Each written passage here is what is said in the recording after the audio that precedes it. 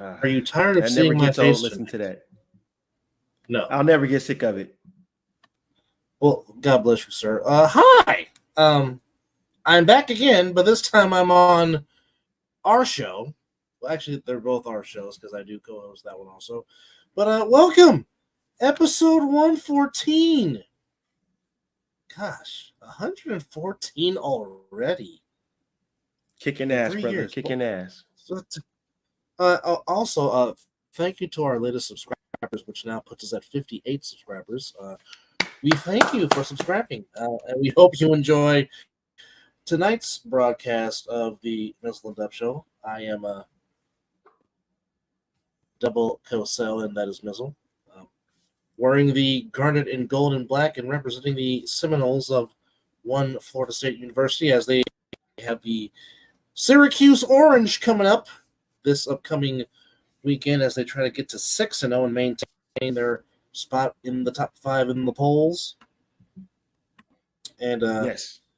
As for my Bulldogs, they play the Vanderbilt Commodores, so hopefully they will continue to take care of business. How are you, my good sir? Well, I'm doing pretty good. Enjoying this weekday day off that I get every week. You know, get Wednesdays and Thursdays. But I'm doing pretty good. Had enough time to chill. I don't know why they put that football game on Thursday night. They could have put a better game on, but whatever. We'll tap into that a little later. It's the same question I asked on the last show about this upcoming Sunday night. Why? I have seen enough of the East Rutherford Giants in prime time. I don't need to see no more. And the only reason why I would watch is a certain guy that wears the number 26, but he's not playing in the game. So again, why do I need the East Rutherford Giants on in prime time? For the life of me, I can't understand it. Someone please, as Kevin Hart would say, help me. Well, I think when they made the schedule, they didn't expect the Giants to be that football game. I don't think they expected that to happen. Well, no, I mean, considering how Brian Dable got the troops to rally, they became a playoff team, and then they definitely have taken a step back. Fred Flintstone got paid, and then his feet became bedrocks, for lack of a better term. But but there was the question being brought up because I was listening to the Herd Colin Cowherd, which I don't like Colin Cowherd. I can only put up with him in spurts per se. Yeah, a little shaky. I mean, since he lost his very cute co-host, John Taylor's sister, who's now doing Joy, who's now doing good things on Speak for Yourself. Which that was one reason to watch Colin Cowherd was to watch Joy Taylor. But nonetheless, there was a game actually played in Kansas City, Missouri. But was there? Before we get into that game, well, like I said, there was a game played. It really wasn't much of a game. Because it was more like a baseball score, but nonetheless, the Chiefs are still the Broncos' daddy. That is 16 consecutive wins over the Denver Broncos. Wow. Well, JP, you're not wrong. I'm just saying you're not wrong. You're not wrong with that comment. I'm just saying. Of course, my co-host on the Ring Psychology Podcast 2.0 that we just Maverick Bertrand, the lead voice of. I enjoyed that show. You guys touched on a lot of topics, man. That was spectacular. I love the comparison that you guys did with Bianca Belair and Jade Cargill, and I hope I didn't overflood you guys with comments, but I had a lot to say. You guys were killing it, and I just want to put in my little 2 cents. Not at all. Hopefully we can get some more interaction from the fans. But before we talk about this, well, basically it was a game to where Orange Cassidy could take a nap, for lack of a better term, because that's how boring the game was. But if I needed another ring, as Orange Cassidy makes his first appearance on the show, for lack of a better term, perhaps the best part of the game was before the game, where Steve Smith held no grudges, and basically, I should have uploaded the clip so we could have played it in the background. Damn it! You are a fourth tier wide receiver. Basically, Steve Smith works for NFL Network, and they're normally always on the sidelines for Thursday Night Football, giving their live report. And basically, Steve Smith was trying to have a conversation with Jerry Jeudy, and he was trying to apologize for a statement that he made of calling him a jag. Yes, a jag. Yes, and then Jerry Jeudy decides to say the N word. I don't, F with you. And we're actually getting to that part, JP. So stick tight. So then Jeudy says that, and then basically Steve Smith said, "Okay." Basically, without dogging you, I'm dogging you, and basically calling you a underachiever. Now, here's the thing. Here's the thing with that, because the year they were drafted, it was Jerry Jeudy. Yes. Ruggs. Yes. And Sedarius Lamb. And the question was, which one of the three would you take? Well, at the time, you knew me. I have said I was high on taking Jerry Jeudy.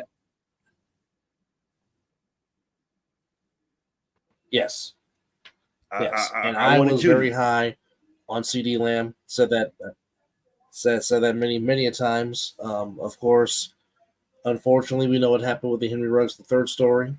And out of all this, CD Lamb has had the better career of all three, because Jerry Jeudy can hardly. I think Henry Ruggs would have had a better career. I think if Henry Ruggs didn't have a mental breakdown and did not use the accessible outlet for NFL players to use when they want to go hang out and drink, i.e. Uber, I think Henry Ruggs would have had the better career. Ruggs was on his way. He was improving. He was getting better. But of course, he made that ill-fated decision, which, again, and this is the symposiums that the NFL really should have, especially with the rookies, because, of course, you know how Chris Carter talked about the fall guy. Yeah. Here's my thing. You're coming into the NFL. Everybody's eyes is watching you. It does not matter. You could be in the smallest market of the NFL team. The eyes are watching you. Okay? Mizzle and I will never be a supporter of drinking and driving. That's just something we don't promote. No. However, if you're going to go and fill yourself and get intoxicated, they have limousine services. There's Lyft. The NFL provides it for you. Uber. And there's still that thing. And there's still that thing called a doggone taxi. And why in God's name? When Derek Carr was there, Derek Carr always said, if you ever need me, no matter what the time is, call me. I will do whatever it takes to make sure that you're okay. That came out of Derek Carr's mouth. And JP, I totally agree with you on that. There should be no excuse for DUIs in the NFL. They have an avenue for these players to get around when they're out and about. Agreed. And hello, Mr. Jets fan. How are you? Mr. McDonald. How's it doing, man? Thank you for joining in, tapping in. Well, like I said, if you have the time to be a guest, we'll send you the link, man. If anybody does want to come in, mm-hmm. we'll send you the link. Just let us know. Anyhow, to piggyback of what you said, if the NFL is providing the services for you not to do this, don't you think it would be horse sense enough for you to take them up on that offer? Because Lord knows they will try to throw the book at you when you do break the law. As we do call the no you fun cannot league tell for a reason. Well, you know one thing, brother, as being an adult and a grown-ass man, as we say to be, you can never tell another grown-ass man what to do. That it's kind of hard. And they don't think. They don't have nobody there to sit there and say, "Hey, give me your keys." You need to, if you came up to one of them, "Hey man, I think you need to take a taxi." I ain't gonna take no damn taxi. I'm good enough to drive. It sucks. It sucks. Well, again, that's what happens. That's what happens when you have too many yes men in your entourage. That's what happens. Too many yes men in your entourage, and it's like the one that says no is the one you need to listen to. That's the one you'd be like, okay, you, come here. Why? And then he will tell you. Again, because sometimes I know that your entourage I know if I got famous, gets you in trouble, and you don't even have to be there. Yeah. Well, I know if I got famous, you don't even have to be there. You guys will make sure that I will be taken care of very well. I just know that. And I know none of the people that I will be around me will be yes men. They be like, hey, nah, bro. Give me them keys, man. I'm driving you home. It's I don't know. I just like JP said, there should be no excuse in the NFL. Trust me, I have been the driver driving us home many of nights when Mizzle and I have gotten together and have enjoyed ourselves. Yes. It'd be like, okay, it'll be like, here's the deal. I'll drive us there, you drive us home. Deal. and that's all that needs to be said. Okay, you get us there, I'll take us home. Got it. Say no more. Or if it's the point to where you want to go somewhere and you want to enjoy yourself, I don't mind not drinking. I'll sip the water or have a zero sugar Coca-Cola so you can have your fun, and I'll drive us, up and back. Yeah, that no problem. But we don't have that money though. See, we're just brothers who sit here and entertain our folks and the three viewers that are watching. But even if we did, we'd still be in the studio, just shooting it, and be like, you know what? Why go anywhere when we could just chill out here? And if I pass out, get up in the morning and clean up your mess. Yeah. If that was to happen, I mean, I'm just saying. Or you know what? If we had like that, be in a secluded area, but you know what? I'm going to my room. I'll see you in the morning, and that's it. Because because the entourage, like I said, having the entourage just really just brings you down when you're not even there, and it's like, what? Like, what was y'all doing? Like, why y'all dragging my name in the sand? Because y'all can't get y'all act together. Makes no sense to me. But again, what do I know? But nonetheless, Steve Smith went ham in on Jerry Jeudy.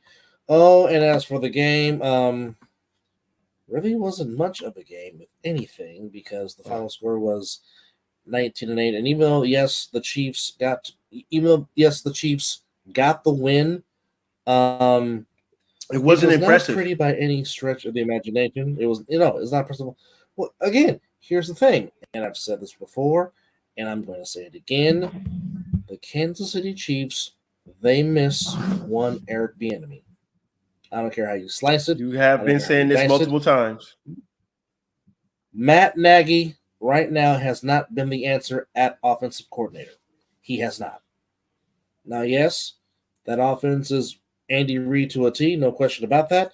But from just what I'm seeing with my eyes, I mean, the Chiefs again. If you just go back to the whole schedule so far, and I will do that in a second. As they're 5-1. 5-1 is 5-1, no question. But the Chiefs have only scored over 30 one time. Yeah, they're not playing like they're not playing like the normal Chiefs. No. Could it be the Super Bowl hangover? Yeah. That is a very good question. Because, it took week 2 to sign Chris Jones because the Lions ran up, down, and through that defensive line, and the Lions held the Chiefs to 20 points. They struggled, but managed to beat the Jaguars by 8, only scoring 17. Like I said, the Bears game is the Bears game because the Bears are the Bears. Okay. If it wasn't for the Zach Wilson fumble, who knows what the Jets could have done, and if the Jets would have got some help from the officials with those 2 egregious non-holding calls that they did not call, who knows what could happen because Patrick Mahomes played like crap against the Jets, and Zach Wilson actually outplayed him, for lack of a better term. Of course, they barely get by the Vikings, only scoring 27. Then again, Kirk Cousins is Kirk Cousins. That's what happens. And then tonight, they only score 19 against the Broncos. The Broncos outscored the Chiefs 8-6 in the second half. Wow. Yeah. Wow. Yeah. You look at Mahomes' stats. He was 30 of 40 for 306, threw for a touchdown, threw for an interception, but it was just lacking. But here comes my question again. And we have been asking this for years, and I'm still trying to understand how in the damn hell do you keep letting 87 get wide open? Are we talking about Mr. Swift? I don't. Yeah, that guy. That guy. That guy right there. Yeah, him. I'm over the Taylor Swift and Kelsey shit. I'm over it. Well, I'm tired of them talking about the airways. I'm like, I'm done. I don't need to hear this. Like, I'm done. Yeah. I don't want to hear it. I don't. Stop trying to shove it down. Jessica Simpson and Romo all and stop shoving it in my face. I'm not. I don't want to get jiggy with that. No. Yeah. Straight up. Oh, you really should get in the chat and say that, Mr. McDonald. Say that. Bless you.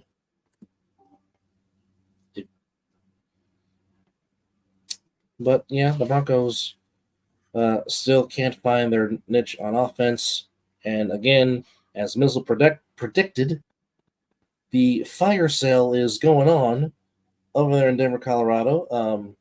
Frank Clark, who is a former Chief, soon to be released.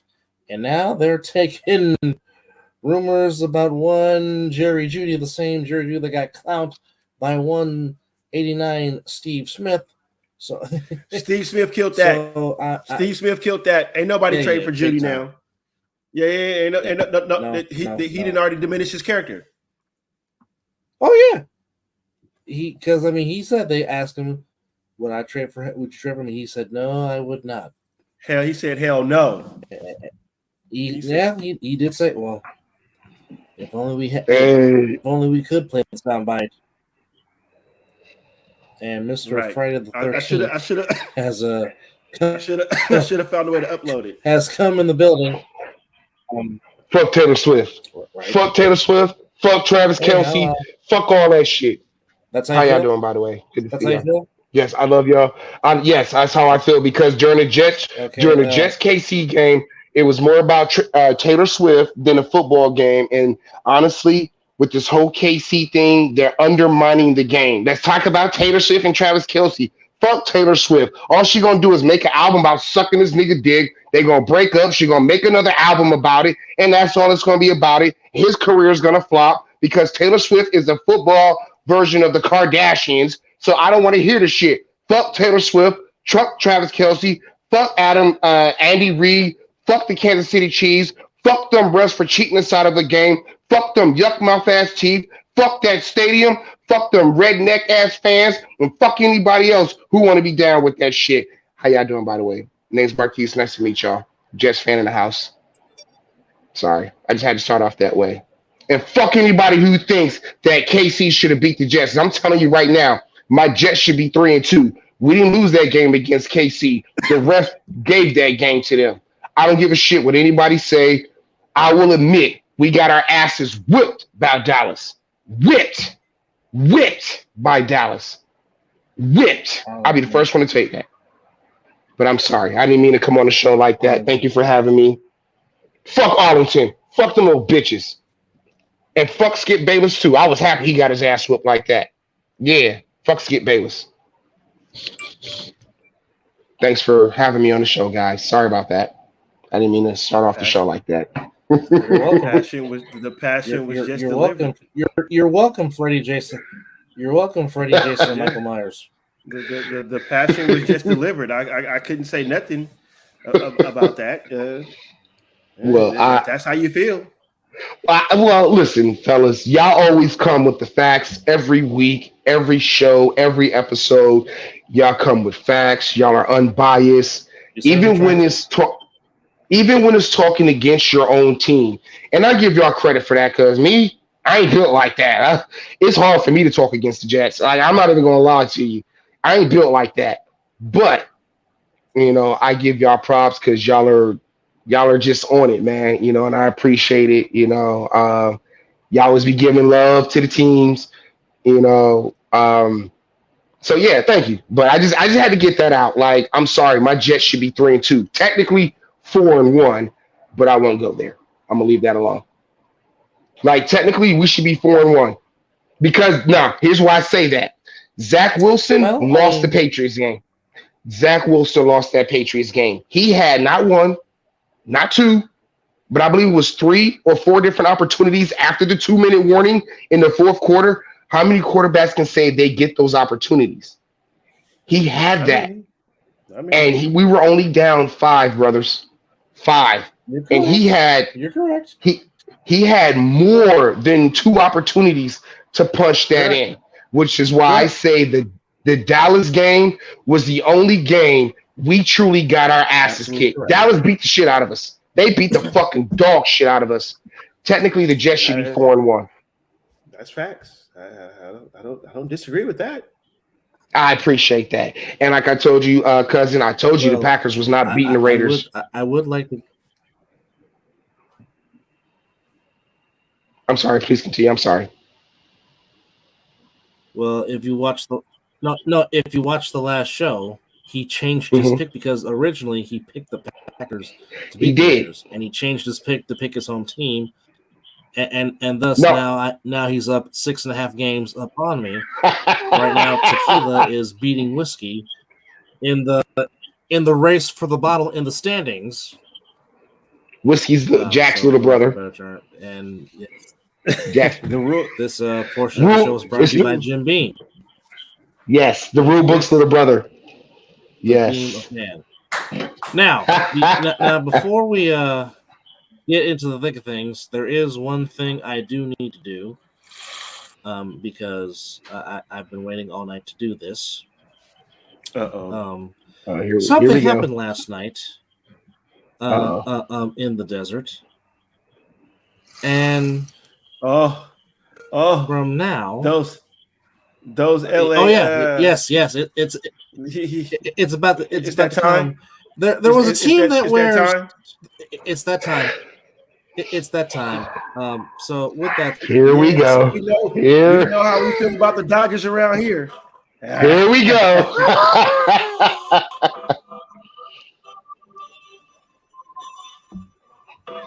He's playing the Undertaker. Rest in peace. And he does the little. I really think I can't do that, but Dearly beloved, we are gathered this evening to give the final resting place to one team that wears blue that plays in the city of Los Angeles.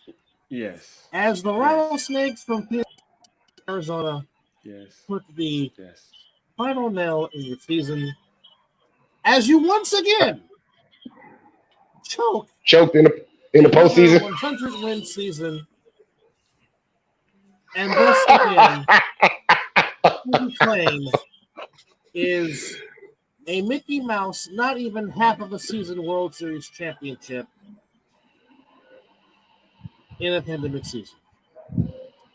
So, with that said, I say to thee, through you, LA Dodgers, and you can rest in peace. Hell yeah. Hell yeah. Damn right. You know, it's always a good day to be a Giants fan, number one, but it's also a better day when the Dodgers lose, and not only lose, but get swept. Just bring out the brooms on them. And let's just also say this: the Diamondbacks were dead last in when the season was going. They fought all the way just to get into the playoff. It was a wild card, correct? They made they made it in as a wild card. They got the last wild card spot. Now here's how. Now, as I say all the time, baseball is a dead last. Okay. At one point, they had lost 25 of 32 games. Now, keep in mind, they were in first place for a lot of the season. They were in first place. Jesus Christ. Okay, and unfortunately, our Giants couldn't take advantage because we got close as 2.5 games out of first place, and we all know what happened after that. Hence, why Gabe Kapler is looking for a job somewhere. They better not hire Dave Roberts. I will literally riot. If Farhan brings in Dave Roberts, whoa.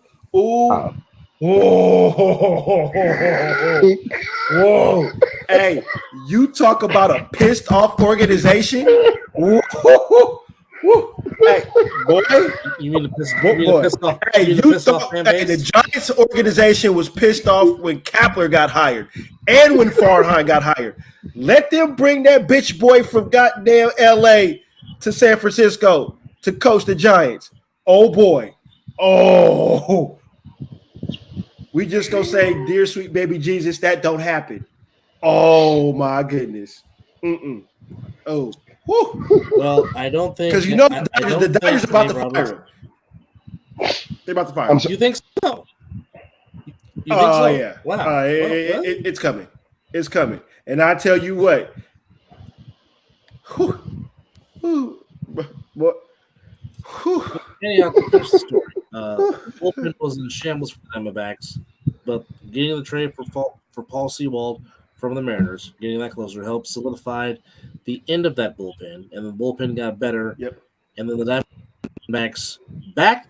And the funny thing is, the Diamondbacks backed into the playoffs because they lost 2 of their last 3 to the Astros and backed in to getting the 6th seed, and then having to go on the road, which going to Milwaukee is a tough place to play, and having to face Corbin Burns, who's one of the best pitchers in baseball, is tough.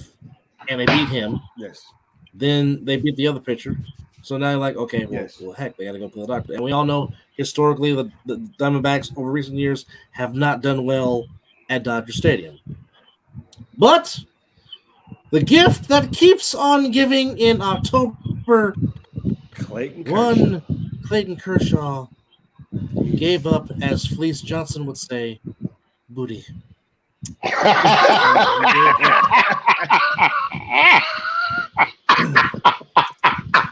He gave oh up, my God. He gave up booty. And the Diamondbacks said, "Can you see it? Can you see it?" Oh, you ain't got. Oh, is that the Kershaw hanging his head in the dugout? Oh, that's the Clayton Kershaw. Yes, okay. And then the Diamondback said, "Look, come here. I like you and I want you. And we just gonna keep hitting your pitches out the ballpark, and you're not even gonna record an out." So game one, they thrashed them 11-2. Then the next two games, they win by the final score of 4-2. Then last night, 4 consecutive home runs. Then I think it was Gabriel Moreno before he got taken out of the game. Fouls off a pitch that would have been a home run. Then on the next pitch says, "Okay, I'm gonna make sure this one is fair." Hits it towards deep left center field. Now, Freddie Freeman, Mookie Betts, very talented players. Yes, making a combined, I think, $57 million for the season. Combined in these 3 games, they went a figure 1 for 21 in 3 games. Hey, we know what 121 represents. Happy birthday! So, but in baseball terms, they suck. That too. In baseball terms, they suck. Two MVP candidates, which more than likely it's probably going to go to Ronald Acuna. But yeah, they held the two big. They held Freeman and Mookie Betts to 1 for 21 in the series. Kudos to Torey Lovullo and the Diamondbacks. They did a fantastic, super job. And I'll get to the other part, but the American League Championship Series is deep in the heart of Tejas. Normally, I am Texas going to be focused on that one for sure. Texas is normally the football capital of the world. Be right back. Texas is normally the football capital of the world, but it is going to be baseball centric, as it does have a Giants feel, as 2 of the most beloved managers, certainly in the San Francisco era of baseball. Yes, Bruce Bochy and Dusty Baker will be doing battle for the American League pennant. Game 1 will be on Saturday, if I'm not mistaken. We do know that they're not going to be leaving the state of Texas. So here's what we do know: the state of Texas will be represented Texas will be represented in the World Series. We just don't know if it's going to be in Arlington, Texas, or Houston, Texas. And I mean, I'm Houston. Speaking of Houston, and I know people still like to give them crap for 2017. I get it. Oh, for that scandal. Yeah. But here's the thing. Okay. They have gotten into the Final Four for the 7th consecutive season. That's just impressive. Yes, say sir. what you want to say about 2007. Say what you say about 2017. Mm-hmm. I will answer that question after that thought. Hold on. I'll answer that. I'll answer that question after I make this point. But the Astros at the same time have done a tremendous job getting back there. And that's credit to Dusty Baker. Because again, anyone that knows Dusty Baker knows that Dusty Baker gets the absolute best out of his players. And I mean, the Astros have lost some players. They let Verlander go before Verlander came back. They let Carlos Correa go, and Pena has done nothing but take over the mantle. He was the MVP of the World Series and the LCS a season ago. Of course, Altuve is Altuve. And of course, my namesake, Yordan Alvarez, did what he did. Okay. Yes, the Astros did what they did in 2017. But here's the thing. If that was the case, you know what? Don't never speak of that name ever again on this show. Don't speak of that name ever again on this show. No. I am not going to these. You want to get passion out of both of us mentioning that doggone name. Let the fans of the show understand why this has been 30 years in the brewery. If every time I say this man's name, let them know why. Let them know why I said it, because I got that reaction. So fans of the Mizzle An Dub Show, Marquise, aka me, have been doing this to them since high school. Anytime baseball comes up, it's the only thing I get on them, because they are always, for the fans of Mizzle An Dub, I know these two brothers is always on point with everything. The only thing I can get a rise out of them, the only way I can get a rise out of them is if I say one name, and ladies and gentlemen, I won't. Ladies and gentlemen, y'all heard the name, you seen the reaction. My job is done. I love y'all both. Back to the show. Oh fuck, damn! Let me go smoke my weed and shut up. Okay. All right. Damn. Oh shit! I was about to get my ass whooped. To answer your question, Browns. To answer your question, first off, Shohei Ohtani wouldn't be coming to trade. He would be a free agent. Now, here's the thing. Unfortunately for Ohtani, the presumed money that he was going to make before he tore his UCL to where he's only going to be a DH in 2024, it's decreased his value, because before his injury, you were going to sign him as a two-way player, and of course, he was going to command big bucks. With that said, if I'm the Giants, knowing that he's not going to pitch and he's only going to hit, I don't know if I would offer that money that he was intentionally going to get, because now, if I'm a team is like, okay, well, I don't know if your arm's going to be the same after your surgery, so you're going to have to prove it to me on an incentive deal. Now, if it was me, I'd maybe give him a 2-year deal to prove it to me to see, okay, you might be effective, and then once you hit free agency again, then we can talk about giving you big money. I do know this: the Giants need to do something, because the fan base is pissed off. And a lot of people in this fan base feel like Farhan Zaidi should also got fired along with Gabe Kapler. Now, Farhan has come on face and said that, I got to do better. Well, we need to see those actions do better, because obviously Greg Johnson, who don't even know what the man looks like, part of the ownership group, apparently has his support. But it's like Larry Bear. We see your face. We know you're out there. We know you're at the stadium. Okay. The Giants, for a long time, since that building has opened on 24th and King since the year 2000, known as the Big Phone Booth, for many years, that place was sold out every flipping night. And then you got bumped to 17th in attendance. The fans are telling you, we can't relate to this team. I didn't know it was that bad. And we can't relate to... Yeah, it went to 17th this year. But, I mean, heck, even just 2 years ago when they won 107, it was still tough for them to sell it every night, because a lot of fans don't identify with this team. Yeah. Okay? Even when they were sucking. Yeah. Yeah. Again, why? Again, who can I get behind and be like, you know what? I want to go watch them play. Even when they were sucking, after Barry Lamar Bonds officially retired. But you have people that you wanted to go see Matt Cain pitch. You wanted to go see Timothy Leroy Lincecum pitch. Then, of course, eventually came the Madison Kyle Bumgarners, the Gerald Dempsey Posey III, the Brandon Michael Crawfords, the Pablo Sandovals, Brandon Bell, the Hunter Pence. Even I know those names.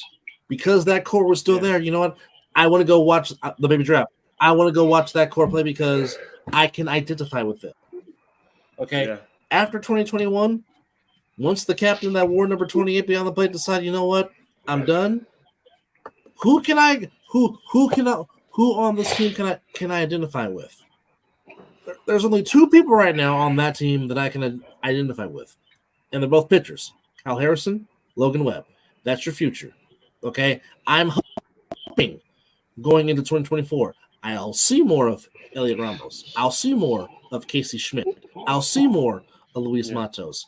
And if Crawford does decide to hang him up, give the reins to Marco Luciano. Let him take the reins. Okay, you are so hell bent on building up the farm system to where you have some pieces there. Okay, give me a starting outfield next year of Ramos, Matos, and Tyler Fitzgerald, and let those young kids go and take a page from the Diamondbacks playbook. They let Perdomo basically said bye-bye to Nick Ahmed, their longest senior Diamondback. Moreno, who was the big chip piece in the Darton Valsho trade to the Blue Jays. He's now the catcher of your future, which said bye-bye to Carson Kelly, who was another long-time Diamondback.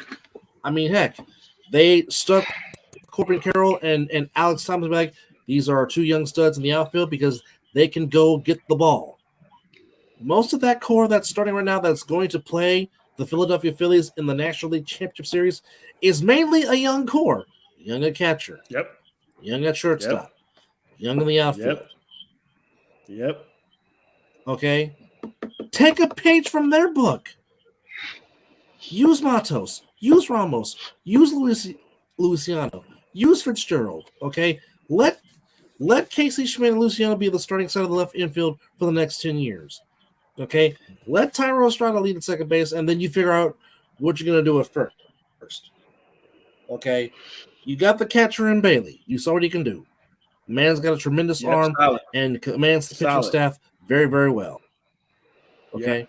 You can be solid up the middle with Estrada and Luciano being your next double play combination. Let Schmidt be the starting guy at third. Figure out what you can do at first base. You can flip Matos and Fitzgerald in center in the corner. Would you leave Lamont Wade at first base? Will you be comfortable with that? I would let Lamont Wade possibly be the everyday starting first baseman. Why not? The man can get on base. Like you said, you got the outfield set. The outfield is set. Yeah. Okay. And let JD Davis be the full-time DH if you want to. I like that. I was about to mention him next. But you want Crowns, to answer your question, there's really not many sexy free agents as far as position goes in the offseason. No. I would say this. If there's one person I would bring in, I would love Marcus Stroman to be a Giant since he is a free agent. I would love Marcus Stroman to be up with his pitching staff with Cal Harrison and Marcus Stroman. Because, I mean, unfortunately, you still have Disclafani on the books, but I would love Marcus Stroman. He got to go. He can't stay healthy. I agree. Disclafani needs to go. He can't stay healthy.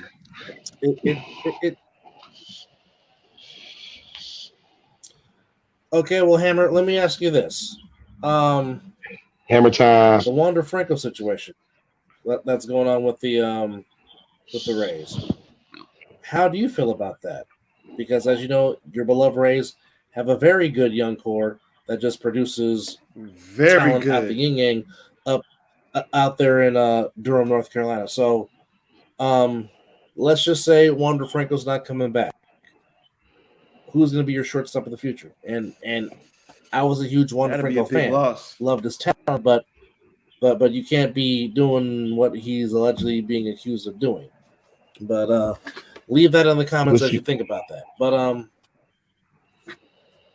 as we get to the other point, first off, again, congratulations to the Diamondbacks for sweeping the Dodgers and getting to their third LCS, their first time since 2007. And again, congratulations to the Astros and the Rangers.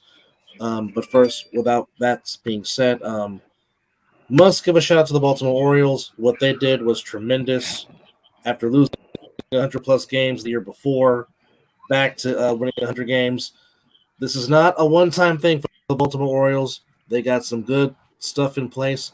And not to mention, sometime next year, Matt Holliday's son, who was the number one draft pick a couple of years ago, he's going to be up with this Orioles team. Oh. Do not be surprised if the Orioles go on a run And the National League East for the next 5 years might be between the Royals, the Rays and the Orioles, like they was in this pennant race this past season. The Baltimore Orioles, they are not a fluke.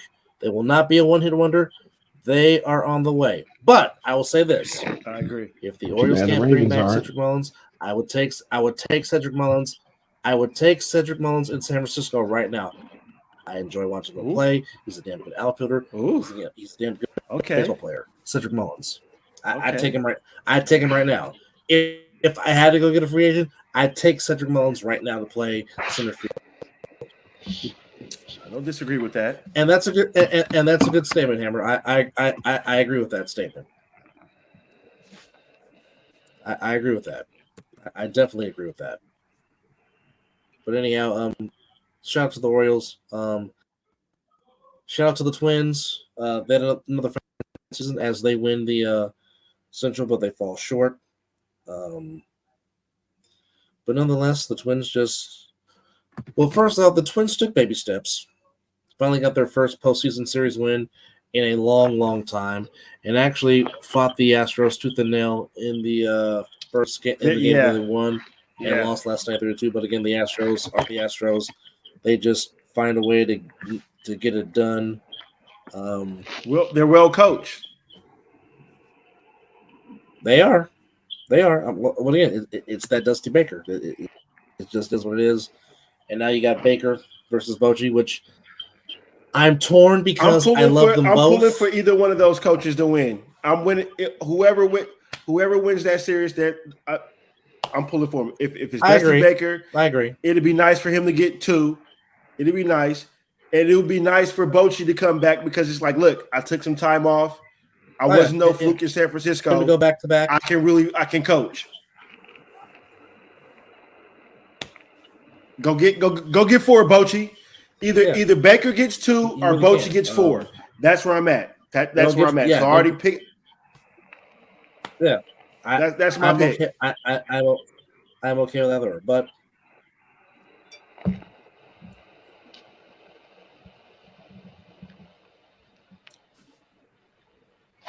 Okay, well, since it got quiet, once again, thanks for having me on the show here. You can say something while I go. That's all good. Baseball, ladies and gentlemen. Baseball isn't exactly my forte, so I was listening and learning. You know, when my mama, unless it's Derek Jeter or the Yankees. Yeah, you said it, not me. And he said it, not me. This time I didn't say it. You did.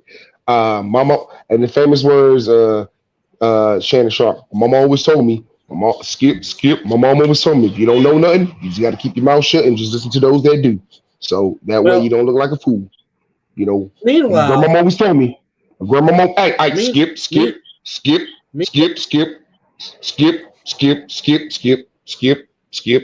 Hold on, Skip. Let me finish, Skip. Let me talk to you, Skip. Let me talk to you a minute for Skip. Let me talk to you a minute for Skip. Let me talk to you a minute for Skip.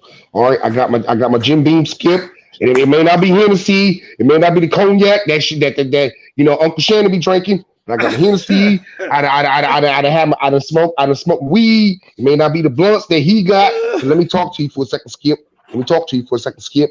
How about them boys getting their ass whipped to your Niners? And I'm gonna shut up. I'm done. I just wanted to say, let me talk to you for a second, Skip. Because we ain't talking about. We're not going backwards for the Niners. We already saw what they did. Dog walked the Dallas Cowboys, and I don't even bring it up because they dog walked my Jets. But we will. Only thing I will say about that before we talk about the NFL later on, there will be no Deshaun Watson, and this time it's PJ Tucker getting the start at quarterback for the Browns on Sunday in the dog pound. But anyhow, So, I'm sorry, Michael. I'm sorry. What happened to Deshaun Watson? Elbow. He has an injury. He didn't play. Something like that. He did not play against the Ravens. I'm not elbow. And he'll be out again. Shoulder. Meanwhile. Meanwhile, where they were wearing the good old Michael Jack Schmidt jerseys. Ooh.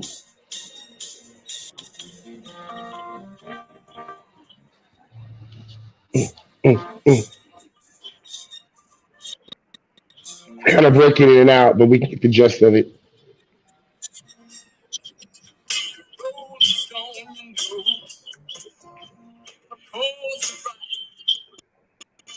Yeah. The Atlanta Braves were probably saying, "Damn it, not them again."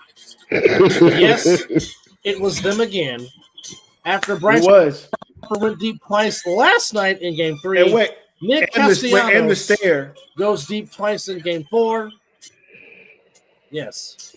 I feel like the Atlanta Braves fans are like that one chick from Major League when they started playing Wild Things song. I really hate this fucking song.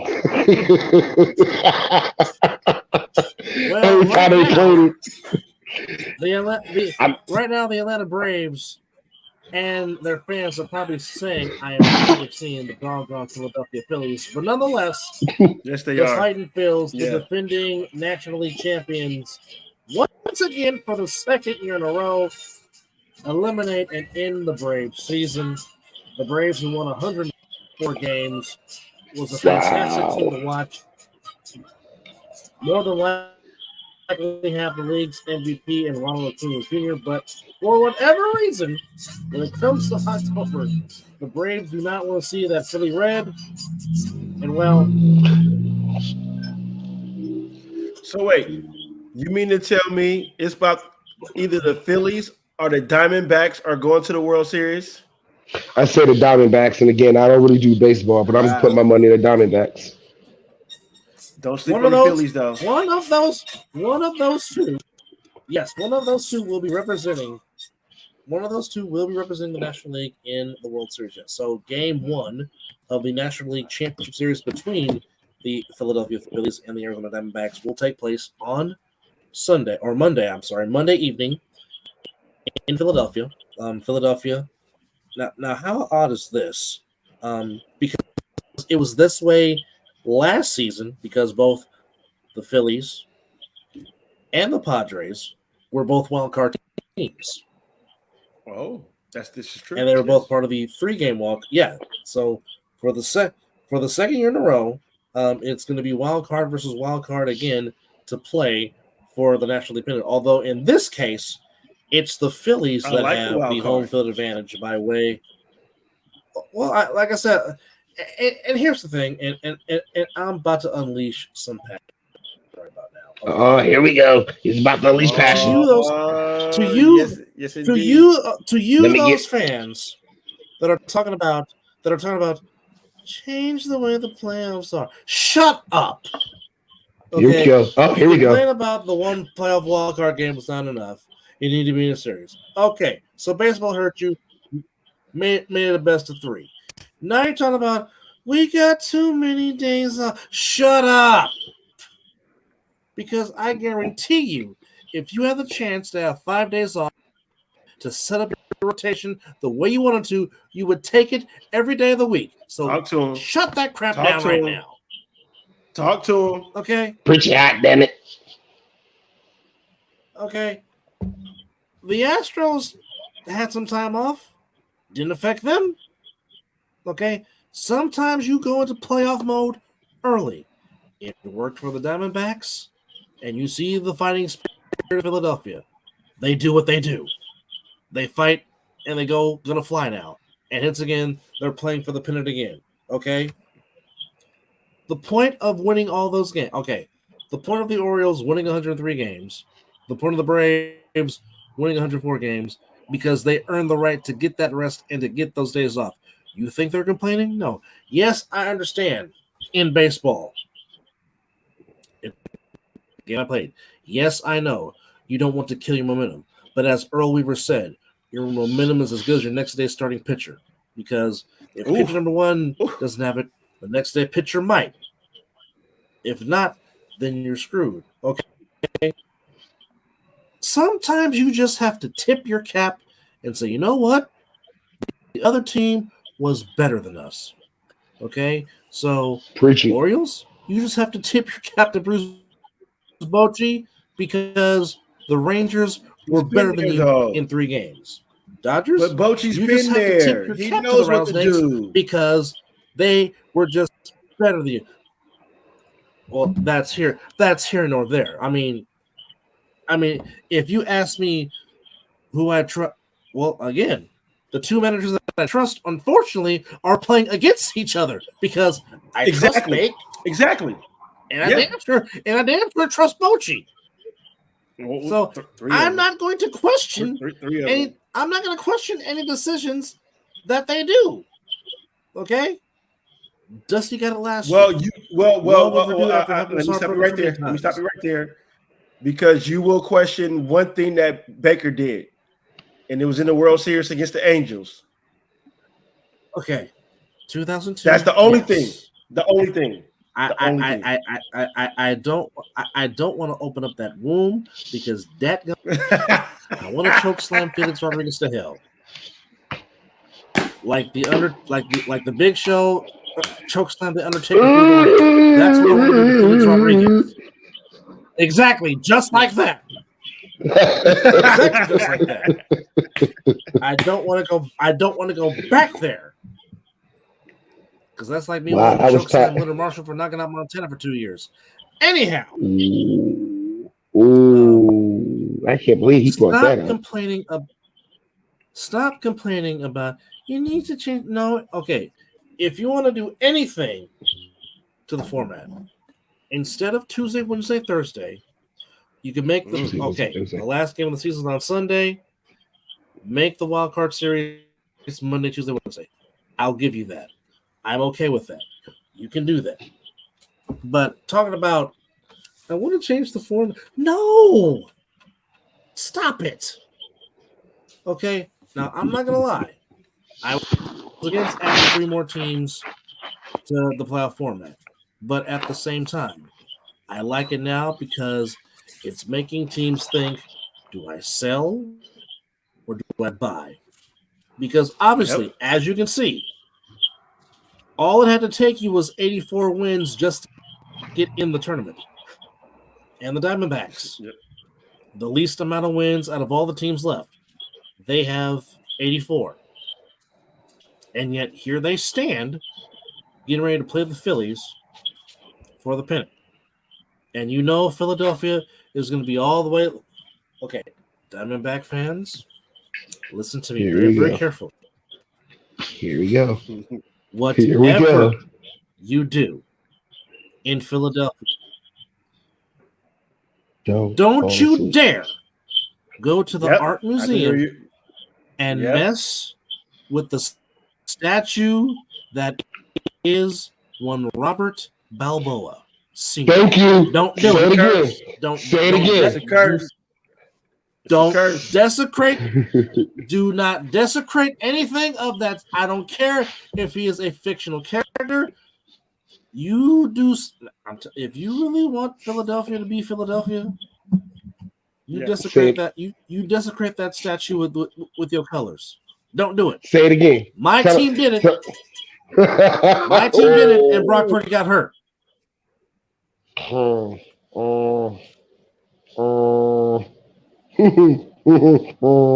bang bang matter. Heed what I'm telling you. Heed what I'm telling you, Diamondback fans. If you go to Philadelphia, enjoy it. Eat all the cheese sticks you want. Watch all the Fresh Prince as Rocky Balboa did. Take a picture with the statue. Touch the statue. Do not put your team colors on the statue. That's facts. Don't do it. That's super facts. I'm just telling you. That is. Don't do it. And ladies and gentlemen, that's coming from a man, as you heard, whose team did it, and then you heard what the fallout was. So lost all their quarterbacks. All their quarterbacks. And I'm talking shit, and my Jets can't keep a quarterback. So but at least we didn't desecrate the statue though. But any Hoosers. No, man. Whatever you do not mess with the Balboa. That's what you don't do. No, at all. No. So Chris Paul and I'm sorry. My bad. I had to bring this up real quick. Chris Paul and Stephen Curry looking good. Man, oh man, they looking good together. Like, I mean, granted, it's only been. I want to get y'all input on this because I'm not a fan of the team like y'all are. Y'all were born, bred, die hard. Don't nobody know more about the Warriors fans except or the Warriors team except maybe people who are like 80 years old and still alive because they've been around since the team started. Yeah, I know. I synced it right there, which is why I'm not understanding how special. I love it. Hey, I love it. From the Bay, man. I know. I'm from the Bay, man. Yes, this is true. Mr. Richmond, California, Mr. VALLEJO. From the Bay, man. Now to answer your question. Yes. Yes, please bring it on because again, we got Mr. Richmond and we got Mr. VALLEJO. Now, originally, I was really not for the trade, but as time has passed, yes, I understand why Mike Dunleavy Jr. made the trade. Okay. Here's what I do know. Okay. And Hammer, yes, I do agree. Bryce Harper does deserve a championship, and he might get it this year. You never know.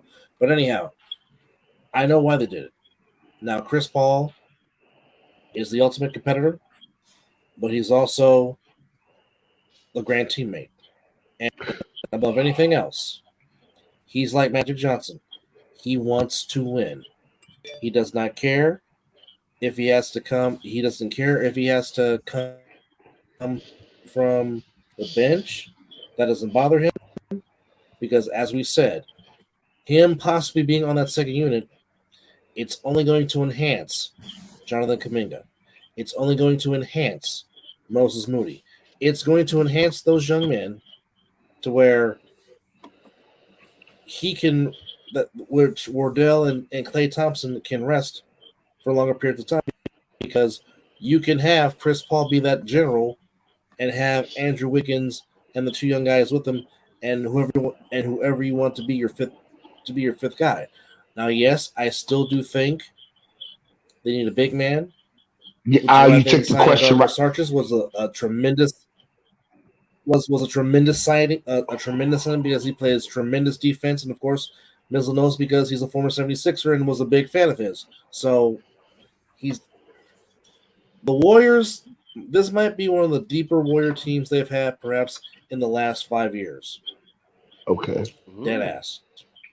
Wow. Did you just wait? Hold on. Did Captain America just say a swear word and say dead ass? You obviously ain't been watching this show more enough. I have been watching. No, I'm actually live. No, I know. I'm just actually live to be able to say it. Like, I'm sorry, I had to pull it.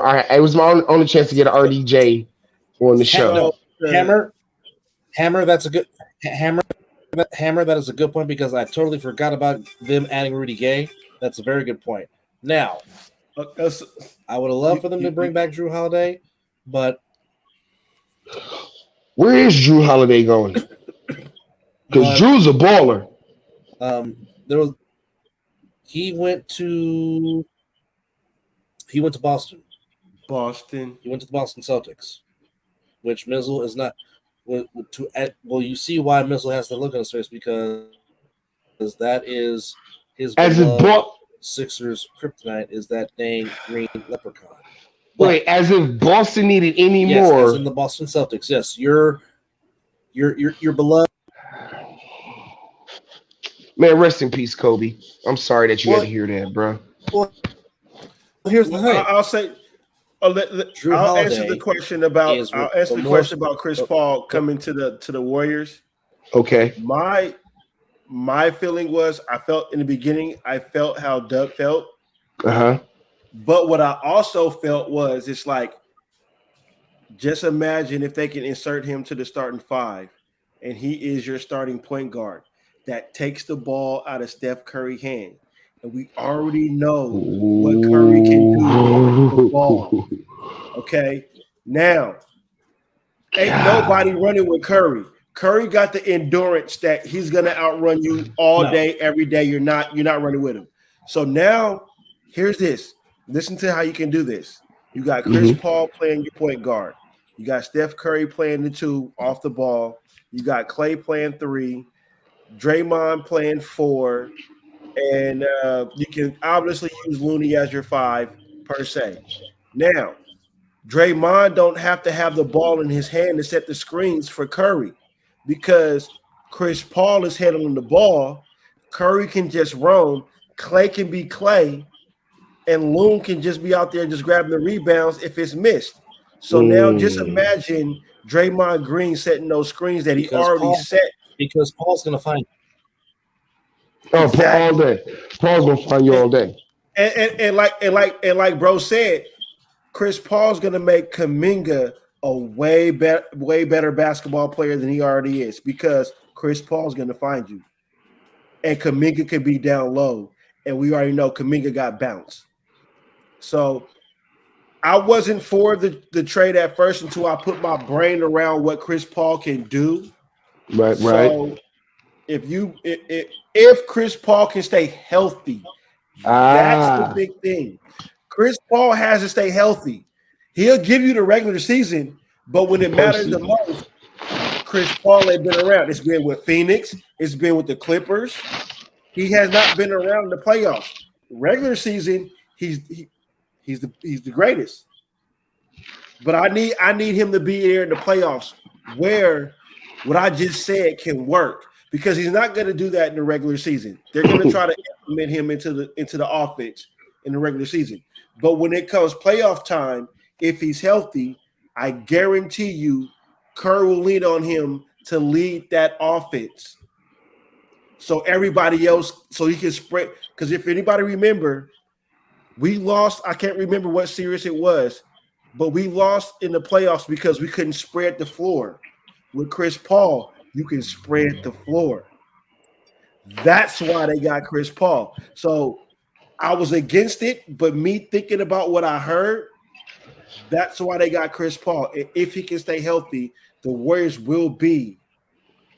It'd be tough because Denver still, to me, is still the dominant in this division. It's still Denver's division till somebody takes it from them. The Denver Nuggets is still the team to beat until someone takes the crown off them because heavy is the head that wears the crown. And plus, amen, brother. Said, to be the man. Talk to him. You have to beat the man. And right now, the Nuggets, the Denver Nuggets have every other team once, and that's the Larry O'Brien trophy. And until somebody beats them either in a playoff series or in the finals, the Nuggets are the favorites to win it. I just don't think Dwight Howard needs to stay totally away from this organization. He was asking what happened to the Dwight Howard. I just think Hammer overall. I just don't think Dwight Howard was the fit that Steve Kerr wanted. He wasn't going to fit. To be honest, yeah, he wasn't going to fit. That's just my honest 2 cents. I don't think his style of play fitted the Warriors style play, which is why they were trying to go after JaVale McGee because JaVale McGee's style fitted the Warriors play. Because he played on the offense and he knows it. He knows it. That too as well. But eventually we will have our yearly basketball roundtable show, and hopefully we will actually have a basketball roundtable show that will hop in. You got to get Dugan back on that. You got to get Dugan on for that one. Oh, that'll be good. He definitely. That would be good. He said he might hop on. He might hop on in a few, but I mean he is celebrating his second wedding anniversary, and again, happy anniversary to the Dugans. Yes. We love y'all. Yes, happy anniversary. Yes, much love. Happy anniversary. Of course, Steve is one of our biggest supporters of the Mizzle An Dub Show, so we always appreciate when Steve comes in, gives us his 2 cents. We're not 2 cents, but he gets his feedback on the association. Stay humble. I'm gonna say, stay humble. Yes. No, you guys. Yes. Now I'm gonna ask you guys. Well, I mean, Mizzle kind of gave us how he felt on the wrestling on the ring psychology 2.0, but Mr. Uh oh. Yes, sir. Uh oh. Let me get ready. Let me. How do you feel about Miss Jade Cargill coming to the WWE? Jada who? Jade Cargill. Jade Cargill. AEW. Yeah. I don't think he's watching AEW. I don't think he's watching. The last time I saw AEW, Mr. Adam Copeland came out and shocked the world. That's the last time I saw AEW. I haven't seen it in a couple episodes. Jade Cargill. Jade Cargill. Why should I feel like I know that name? Well, because she was the one that was dominating AEW in the women's division. She was the big. I mean, not big. She was the strong African. She was a very buff version of Storm. Silver hair. Right. I know. Okay. I was. Oh, yes. Yes. Okay. Now I know who you're talking about. Okay. As soon as you said the real life Storm. Okay. She's coming to WWE. She's already there. She's already there. Okay. She's been at the Performance Center. She was at Fastlane this past Saturday or a couple Saturdays ago. Yes, sir. Triple H. Of course, we already know what program Mizzle wants with Jade Cargill. He wants Jade and Bianca to build up WrestleMania 40 or WrestleMania 40. Oh my God, that would be amazing. That would be amazing because Bianca, there's nobody to challenge Bianca. Like Bianca whoops everybody. There's really nobody to challenge her. Like, yes, Nia Jax is back. I'm glad. Miss Leilani. No, she's not ready. She's not ready. She's not ready to do that. Who, Nia? Yeah, Nia. No, I would love for like Dub said, her and Bianca Belair will put on a hell of a program.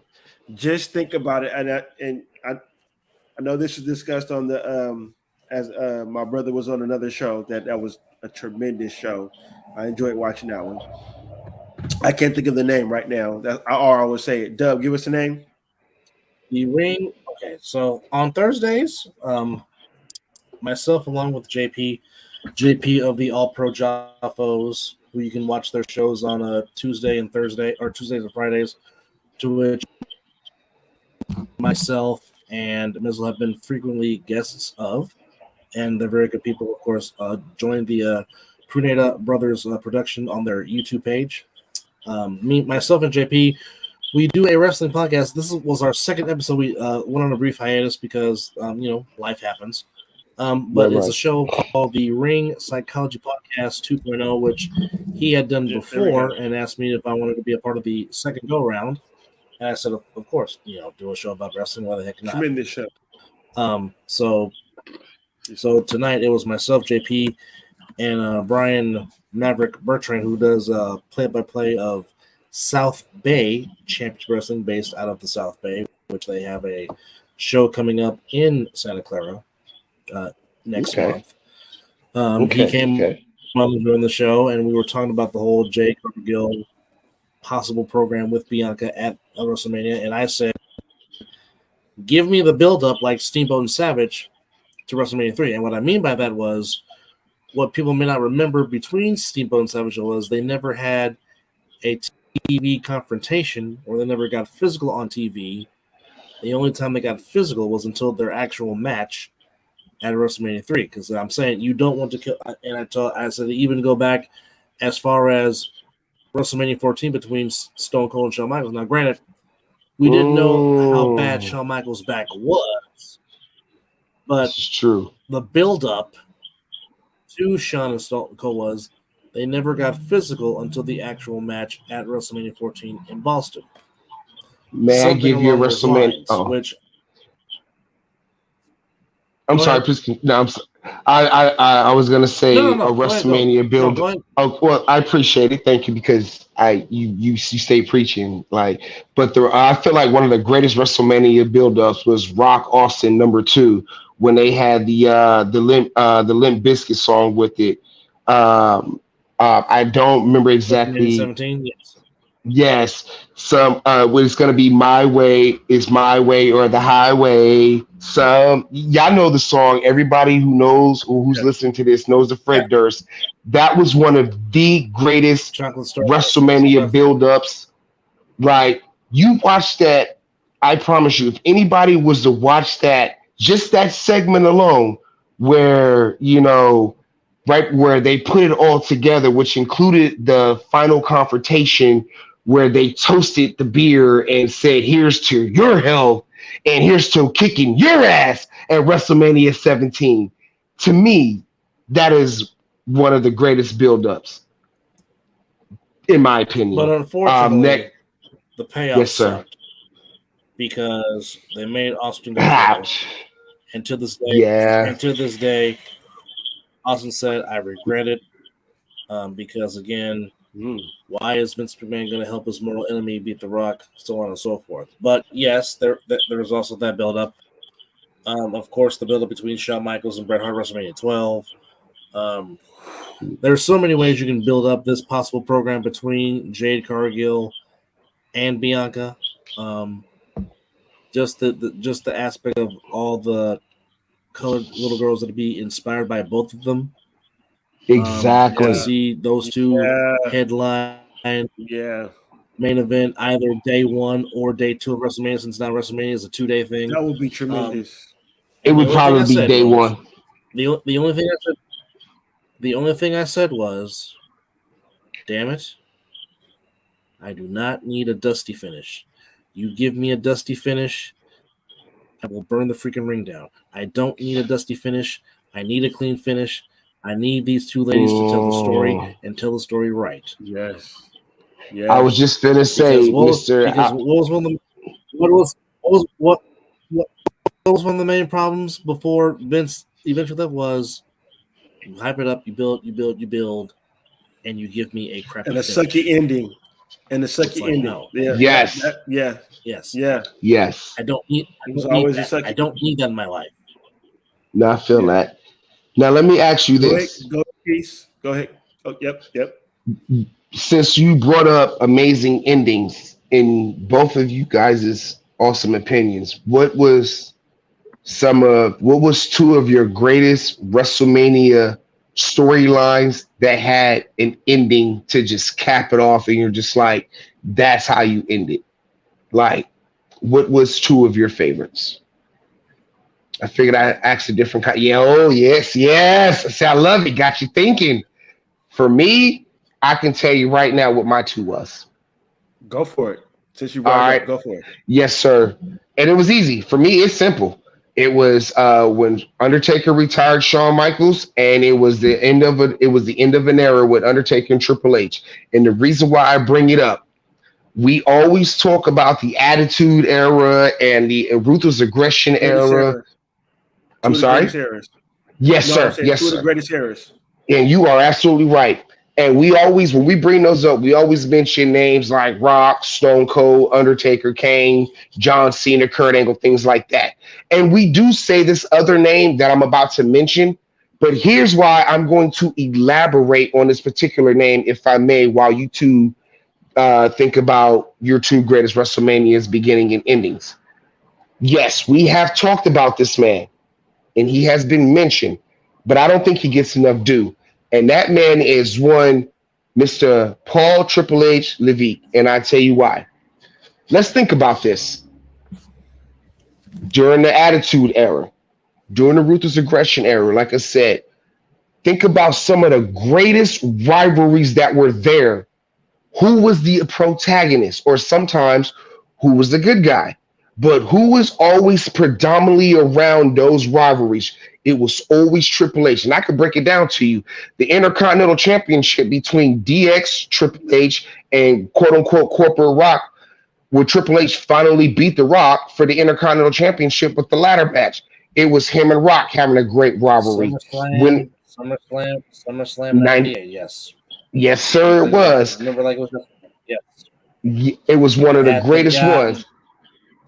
At the guy. I couldn't see what I agree. I agree with Hammer. Not because I agree with Hammer saying right here. What did he say? You can read our eras of wrestling is and always will be goated. It's really hard for me to be entertained by. I'll say this real quick to get to what he's saying.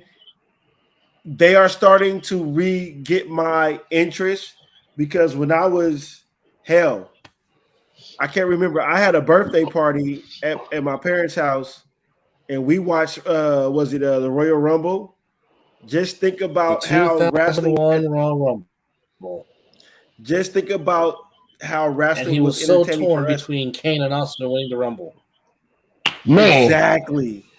Because we all know. First off, I got to give you props. Austin, Kane, Austin. He sounded like JR in here. That was him. Yes. That was him on his birthday. Stone Cold. Wait, no, Kane. Stone Cold. Wait, Kane. No, that was one of the dopest pay-per-views. He was, ladies and gentlemen, he was the Black Jim Ross that day. Like it went down. But y'all also got to understand, we talking about a man who's been a fan of Kane from the moment he walked in and Undertaker Shawn Michaels ripped the cage off at Hell in a Cell. Yes, sir. And in Undertaker in your house. Yes, and Undertaker was looking like this. Oh my God, it's Kane! It's the older brother of the Undertaker. Yes. Hammer, L.A. Knight. Yeah, that is my guy. He needs his own run right now. Let me talk to you. Yes. Let me talk to you. Let me talk. Yes. Yeah. Oh yeah. Now, that's my guy. Yes. Y'all are gonna be upset at me. I've been out the loop, but I've been hearing a lot. I feel like the old school wrestlers, because I've been hearing a lot about this guy. I haven't been watching the show much as of lately, and I need to get back on it. But I've been hearing a lot about this LA Knight guy and the fact that John Cena raised his hand, The Rock gave him the rock bottom. Okay. Great pop. Okay, I'm gonna have to. Wait. He is the megastar right now. His moniker right now is he's proclaimed right now the megastar. That's what they're calling him. Okay. I don't know where he came from, but I disliked his character before. The character he is now, I'm like, oh yeah, he got it. He can give a good promo, and when he walks out there, he commands the fans. The fans, he has the charisma. He's got the charisma. Exactly. Thank you, brother. That's the word I was looking for. But yeah, he got the whole L.A. Knight. Yeah, another Bray Wyatt.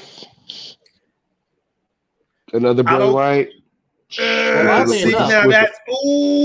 enough, he was Bray Wyatt's last match.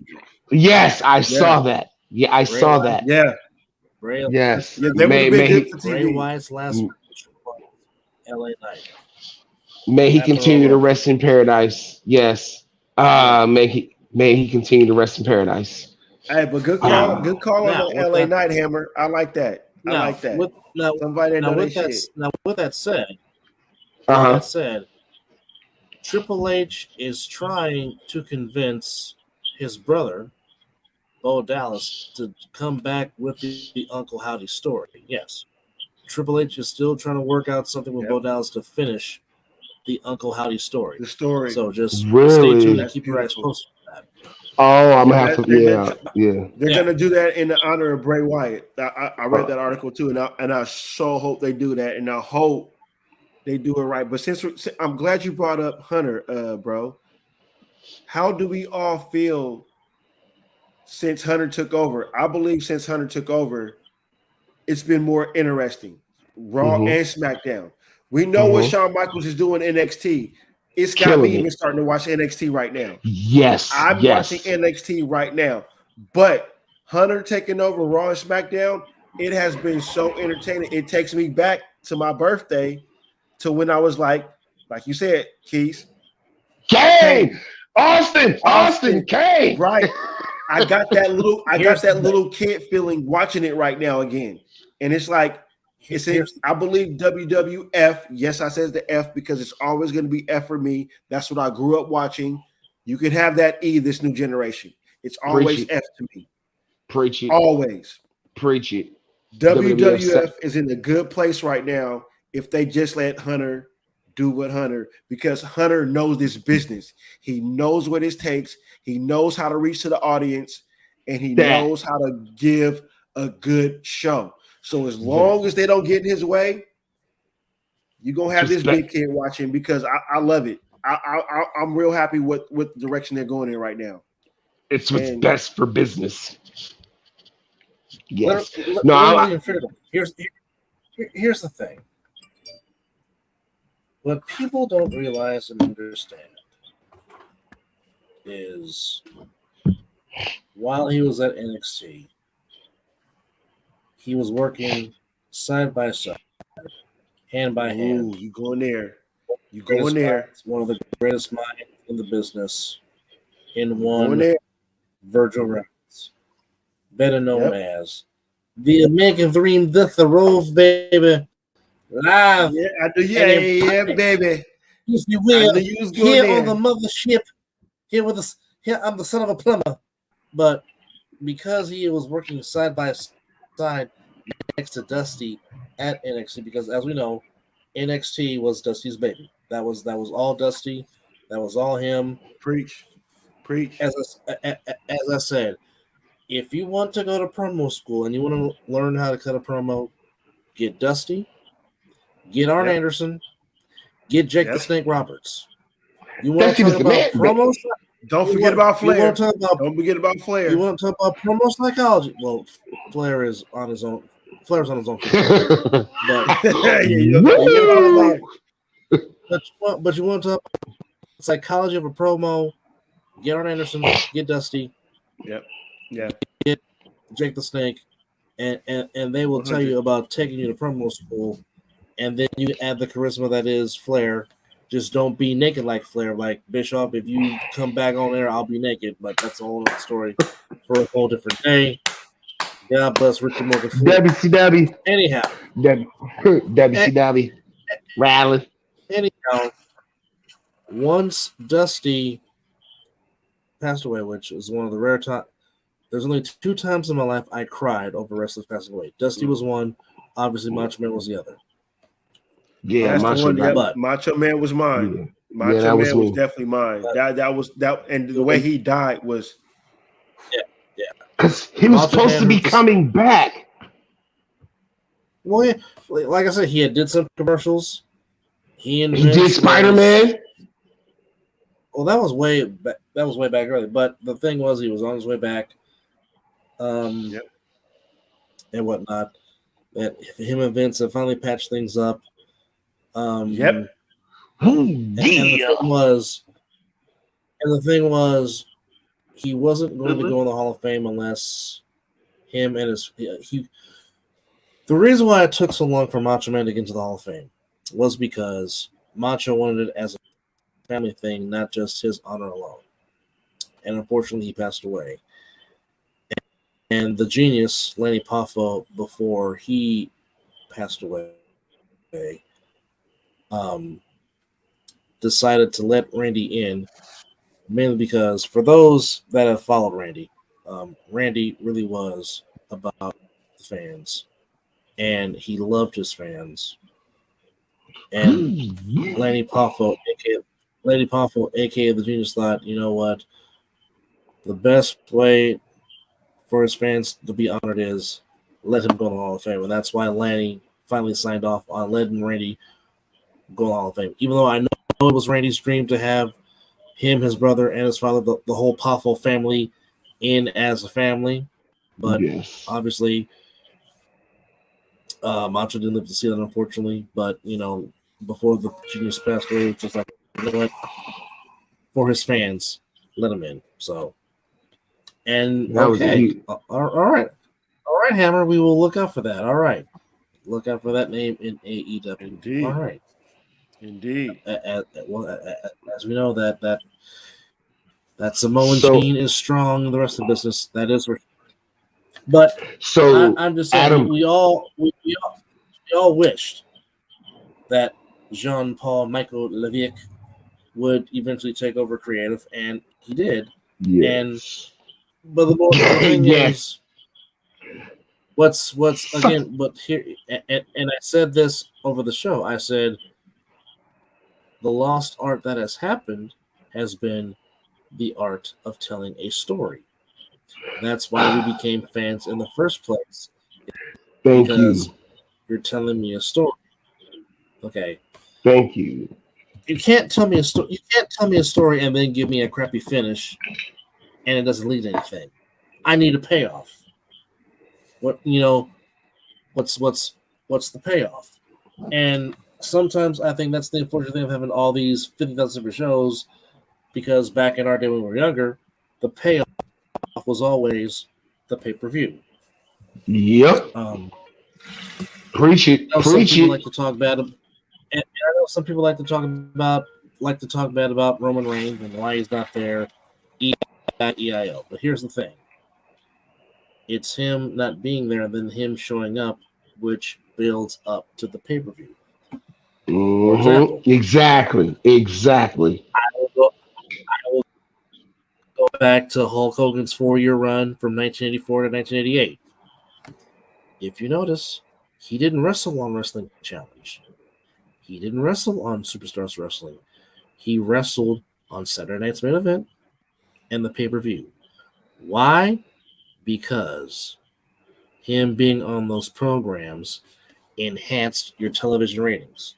His match with Andre the Giant on the main event in February of 1988 is still one of NBC's highest rated shows in the history of the National Broadcasting Company. Wow. Still to this day. And that was 35 years ago in 1988. I was 6 years old. When we saw when Earl Hebner made his debut as the Evil Twin to screw Hulk Hogan out of the final. Yeah, I was 5.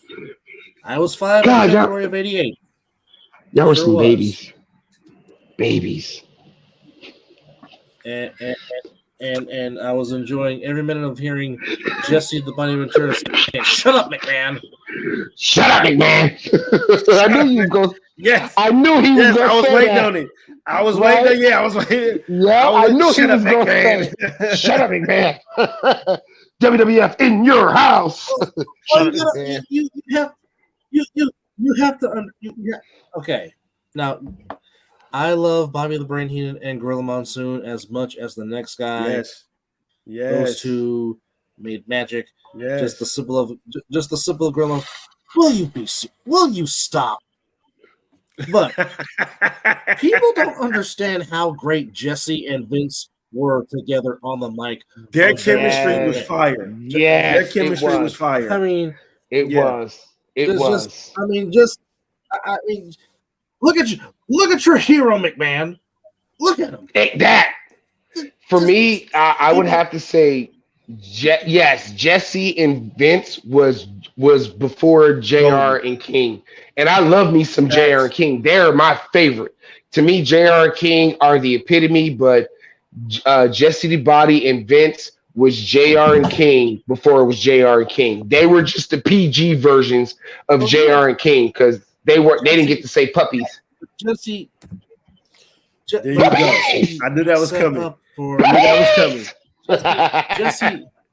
Jesse set up for Bobby the Brain to be Bobby the Brain, and of course for King to be King.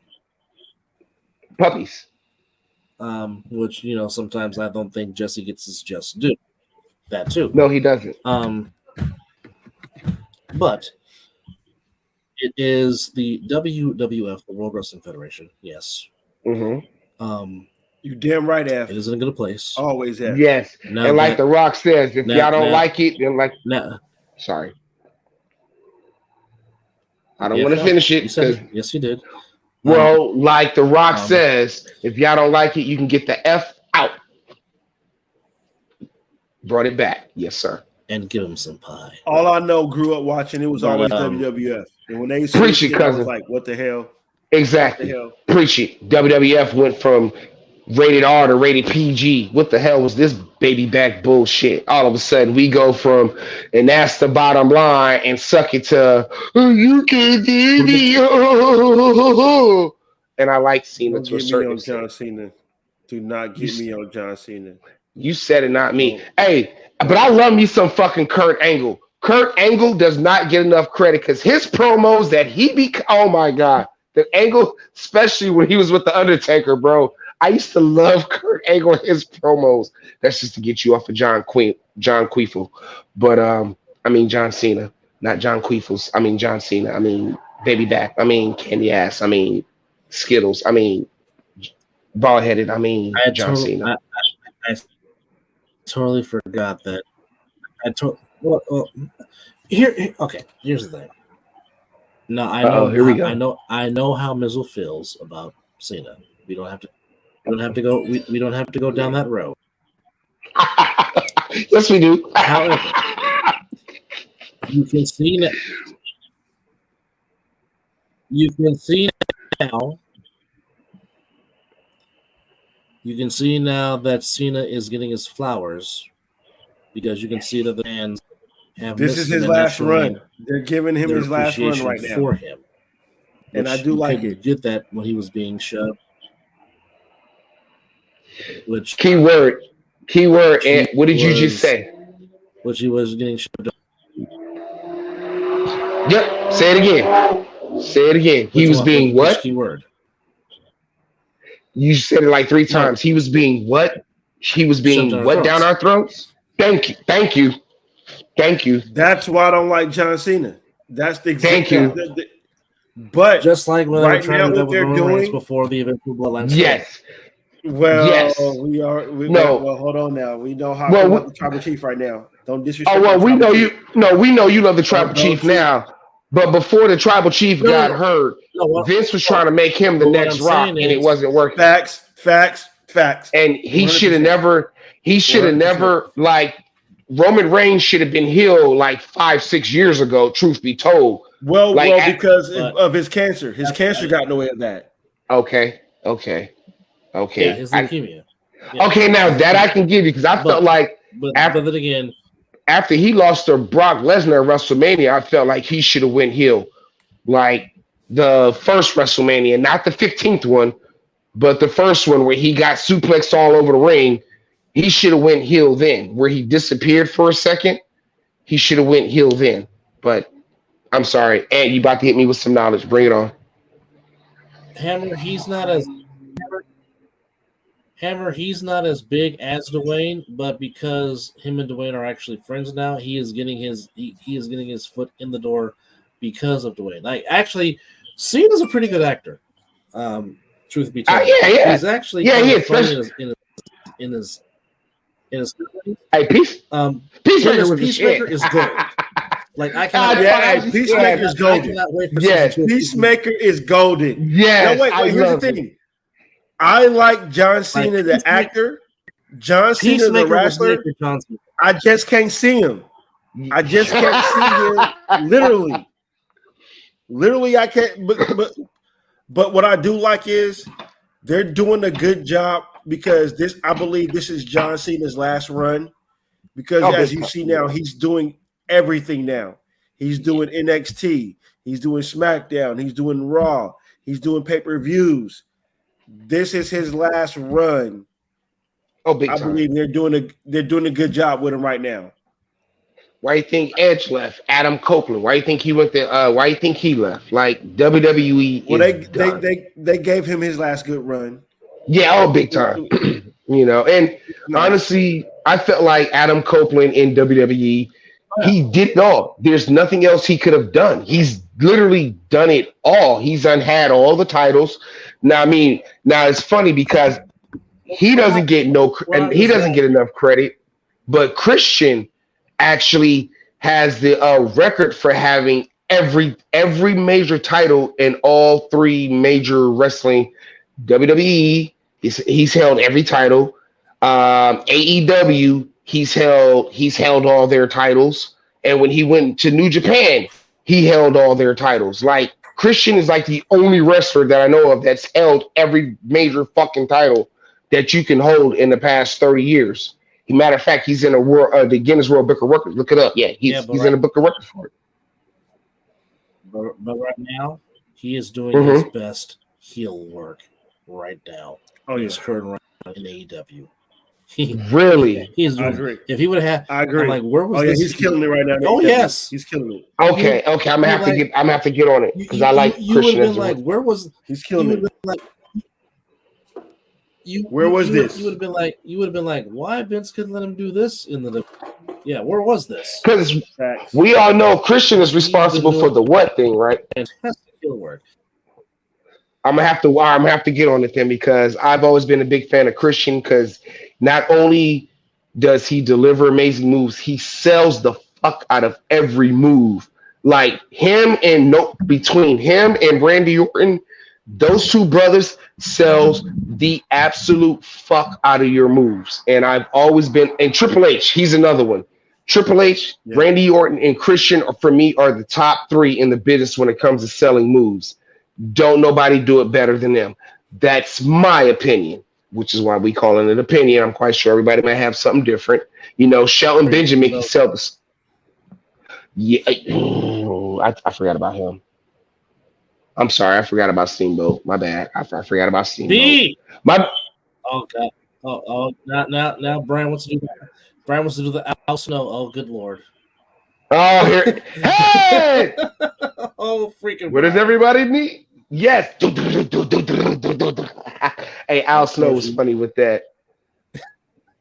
What does everybody want? We appreciate you chiming in, B, man. Love your support, brother. Hey, I once again, speaking of which, thank you guys for allowing me to be a part of the show. This has been awesome. Like, man, I'm on cloud nine. Like, just to be able to sit here and listen to you guys and, you know, be able to talk with you, it was amazing. You know, every time I watch the show, I learn something new. You know, you guys always giving shout outs. I appreciate it. You know, you come with the facts. So yes, Mizzle An Dub. This is the show. This is the real man, as I like to call it, the real man's ESPN. Now here he go. What does everybody need? See what you started, Brian? But to answer what you said, Hammer, everybody has to take that movie. Hulk Hogan did that movie too. Suburban Commando. You know, everybody. No Holds Barred. Yeah, exactly. Well, No Holds Barred was not what Hammer is kind of talking about. Oh, okay. But I know what he's saying though. They all took that movie to solidify their acting per se, to show that they were diverse. Hell, even Triple H did it when he did Blade Trinity and the other movie called The Chaperone, when he was the school bus driver that turned out to be a quote unquote undercover agent protecting the kid on the school bus, which actually was not a bad movie. But he doesn't get enough credit for it. We love you for it, B. we love you for it, B. Brian, I just have one question. Lay too, brother. And yes, I'm talking about. And yes, Brian, I'm talking about the basketball team that I can't stand. The Lake Show. Over under 45 games for Mr. I like to tear my inner thigh lips. Under 45 games for him. I'm saying under. As Orange Cassidy makes his appearance. I'm saying under. I'm saying under. Dave. And that's sad. And that's sad because I used to love the Lakers. Okay, was Brian AKA Brian trying to is Brian. Well, Brian's at. Let me go look at the comments. Well, I mean, if Hammer did not get in the way, it looked like no, but there's an in, but. Oh, okay, yeah, he did try to. Okay, then there's Hammer. I'll do it. Here we go. I got him. Excuse me. Brian's gonna say over 45 games. Okay.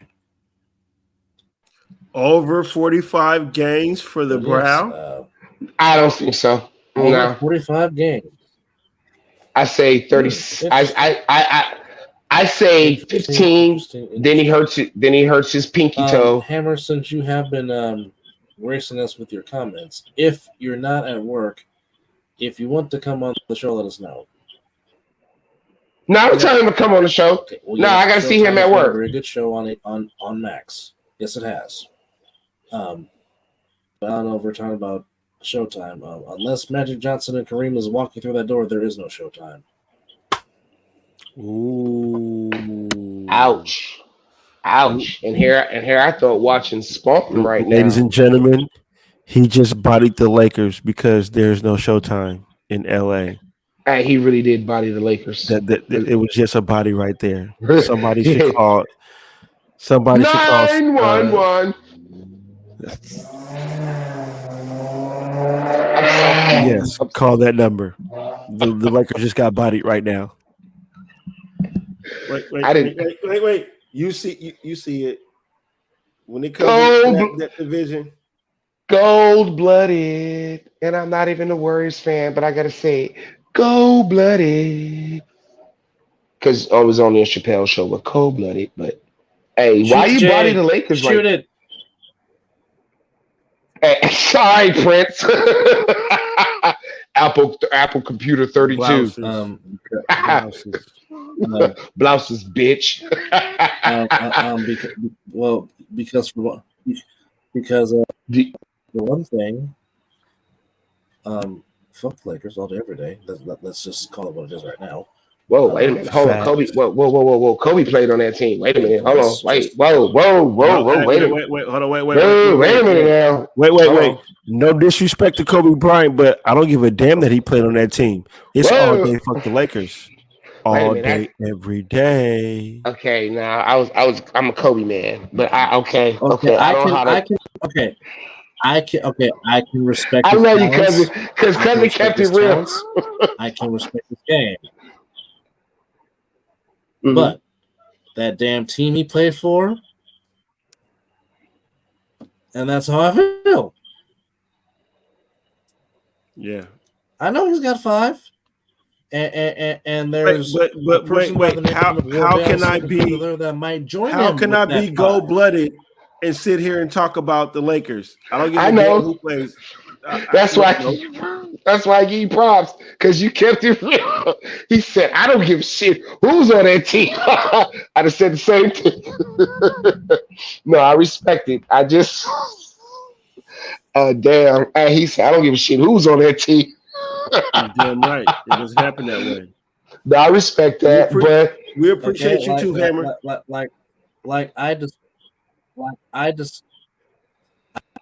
I despise the heck out of the Arlington Cowboys, but dadgummit, that's not to say that they have not had fantastic players in their history. They have. Fuck the Cowboys. I still can't stand them. I hope they go 0-17, but still does not take away the fact that I love Tom Landry. Hey, can I say something? Sorry. I love Tony Dorsett. What? I just got real happy thinking about this. Baseball player's name, you're fine. No. I just got real happy thinking about this. Belichick gonna lose his job. Hey, fuck the Patriots, you little soul-selling bitch. You finna die and go to hell because you sold your soul for the Super Bowls. Now it's over. Nah, it's over now. Move over. The game shut down. It's over. Sorry, I'm just done. Sorry. Bye. He's done. That is total passion from a Jets fan. Fuck Belichick. He's done. Did y'all see? He got his nigga. Derek Carr and the Saints put up 38 points on him. They didn't even score a touchdown. Nigga, y'all didn't even 34 to nothing. Okay, 34, 38. They didn't even scratch the bitches. Like, you didn't even scratch them. It was like a JV team versus the NFL. I mean, so far the worst ass whooping has been 70-20, but I will never live that down. Fuck Sean Payton. But yeah, Bill Belichick, Bill sell your soul. He's fucking done. Russell Wilson, you and Mrs. I need this passion. Okay. I tried hard not to go. There we go. There it is. Trying hard not to go here because we won. And okay, let me clarify something right now. Since I'm on motherfucking live and everybody's watching, let me clarify something. As a Jets fan, yes, we were happy that we beat Sean Payton and the Denver bitches, but that was not our motherfucking Super Bowl. Get that shit out your motherfucking mouths. Stop writing off our motherfucking obituary. Yes, we were hurt when Rodgers went down. Yes, it sucks that Zach motherfucking Wilson we had to rely on. But guess what? Kansas City game, we didn't lose that game. I will go on record right now. We didn't lose that motherfucking game. The refs gave that to Patrick Mahomes and the Kansas City Chiefs. You don't believe me? Look at the last 7 minutes of that game. Minus the interception that Zach threw at 7:42 in the fourth quarter, which I will admit, one play doesn't make or break a game. So that did not make or break the game. What made or broke the game is when you want to sit here and you want to wait to the game-defining defensive play by one Ahmed Sauce Gardner, a.k.a. Happen number one. Do you want to call defensive holding? You ain't caught that motherfucking shit all fucking game. I ain't heard that shit all fucking season, just like that fucking 8-second fucking rule shit that they got in the NBA or the fucking tucking rule shit. I ain't heard fucking tucking rules since that fucking game with the Raiders and the Patriots. That was 21 fucking years ago. 22, however many fucking years ago. I ain't heard that shit since. But you want to call a fucking defensive hold when it mattered most, and in the very next play, when it was an offensive hold that let Patrick Mahomes go for the 20 to 30 yards, they give them the field goal to win the game, you're not going to call it. My nigga was getting shoestring collared. Shoestring collared. His hands was up. But I digress. I digress. Sorry. I digress. I shouldn't have went there. That was 2 weeks ago. We beat Denver. All I'm going to say is this, Raider Nation, I understand how y'all feel. I've always understood how y'all feel, but I understand how y'all feel. I get it. Because that KC game, really? Now I get it when I hear they don't want certain teams to beat certain teams on certain nights. No, so the league didn't want Patrick Mahomes to get beat on a primetime night against Zach Wilson versus the Jets. Okay. Raider Nation, I get it. And y'all got screwed out of that shit with the tuck rule. Why is it we ain't heard that shit since? Give me a game. Bring up a game right now where they brought up the tuck rule. Bring up a game right now. I'll wait. And this is coming from two experts. And I know y'all shit. So I'll wait. That's what I thought. Yeah. So yeah, Nation, I feel your pain. Yeah, no. Talk about when the Patriots got screwed. I'm sorry, when who got screwed? When Eli Manning put red hot on him. Okay, first off, the Patriots got screwed. No, I was saying when the Raiders got screwed. When they played the Patriots. It was the tuck rule, remember? That game, yeah. Yeah, the game that screwed the Raiders out of a fucking Super Bowl. Everybody, I remember that was the worst fucking call in the history of calls. Like, and I'm not even a Raider fan, but I felt their pain that game.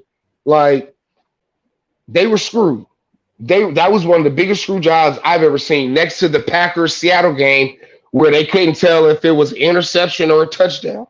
Excuse me. You know, it was like, was it an interception? The Monday Night Football game where they was like, was it an interception or was it a touchdown? Yeah, we're going to – and they eventually – yeah. Huh? So, you know, but I'm gonna turn my passion down because I want to hear y'all passion. I was going to make fun of – I was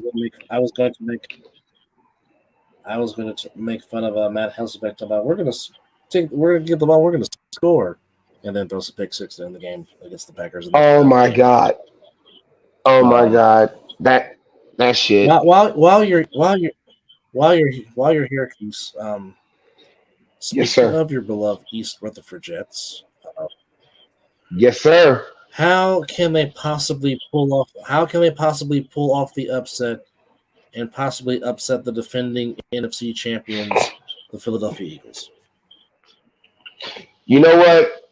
That's a very good question. And seeing how it is the Philadelphia Eagles, it's a tall order, but honestly, defensively, just keep doing like defensively.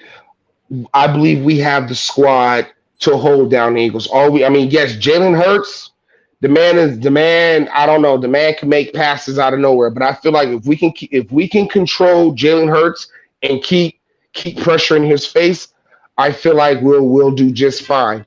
Now, offensively, we lost AVT, so my right side has taken a hit. Left tackle, my left side, we already know has been offensively. You know what? And it's funny that I say this. Zach Wilson actually performs his best when he holds that ball less than 2.5 seconds. When he holds the ball 2.5 seconds or less, he has like a fucking 80% completion rate, ratio completion or whatever. Where he completes his passes. When he holds the ball more than 2.5 seconds, that's when Zach Wilson starts fucking up if he don't start scrambling. So the key to the game for the Jets, we gotta run those plays. Let Zach get the ball out of his hands fast, give him protection, and at the end of the day, Zach just needs to know when to pull down the ball and run because he can scramble. He can use his legs. He has great mobility. I just think he second guesses himself too much.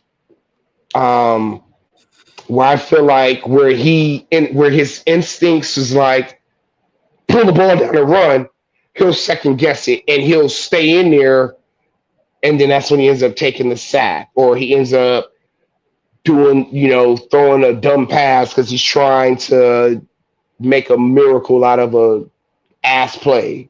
Don't do that. Keep it simple.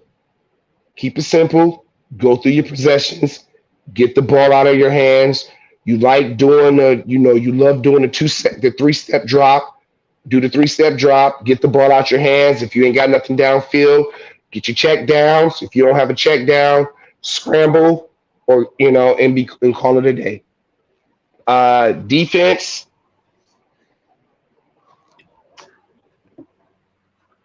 Just do what they do. Defense, just do what they do. Because I honestly believe, yes, and I'm saying it now live on YouTube, I honestly believe the Jets can beat the Philadelphia Eagles this Sunday. We went toe-to-toe with the fucking Chiefs. We beat the Buffalo Bills. Like, minus the Dallas Cowboys, we haven't really gotten our asses kicked. Dallas was the only game we got our asses kicked. And that's because we were still trying to figure out who the fuck we was after the whole Aaron Rodgers thing. Like, I will say this to the day I die. We did not lose to Kansas City. The referees gave them that game. My Jets should be 3-2 right now. Zach Wilson played like shit against the Patriots. We lost that. He played like shit. We should be 3-2 right now. Not 2-3, but it's okay. That's fine. It's okay. We gonna do what we gotta do. We gonna be all right. We will beat the Eagles this Sunday. I strongly believe it. Yes, we will beat the Eagles this Sunday. Everybody's gonna call it an upset or it's gonna be a shocker, but no, it's not. Because my defense, the Eagles ain't played nobody like my defense.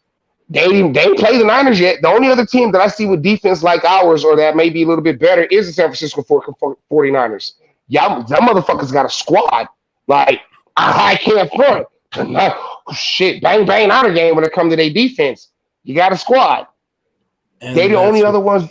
And that's with and that's adding Randy Gregg to the rotation. That whole thing. And y'all just picked up Gregory. Jesus Christ. As Orange Cassidy makes another appearance. Jesus Christ. I forgot y'all just added fucking Gregory. Come on, man. This shit ain't even fair no more. It's like when y'all had fucking Montana and Rice and Taylor and all them. That shit ain't even fair, bro. Nigga, we trying to win too. We want to win. We want to go to the playoffs. We want to go to the Super Bowl. Man, this shit ain't even right, bro. Like, damn, man. Come on. Well, who else shot? My team still has not won in 29 years. Whatever, bro. Who else y'all gonna put in your fucking team? What you gonna do? Go get Belichick as your offensive coordinator, your defensive coordinator? What you gonna go do? Go pick up somebody as man, y'all got enough people on y'all. We do not want the Bill Belichick of man. He is an under 500 head coach without Brady. What you gonna do? Go get Drew Brees as a backup? Like, damn. What you gonna do? Go out and get Bo Jackson back? Man, I'm done, bro. Like, that shit ain't even fair no more. Like, no, bro. If y'all don't win y'all six this year, there's no excuses. Like, because your boy Brock Purdy, according to all you Bang Bang Niner gangs, your boy Brock Purdy killing it. Your man Brandy Ayuki, Hadouken, he killing it. You stupid. I like to say Hadouken. Hadouken! Brandon Hadouken!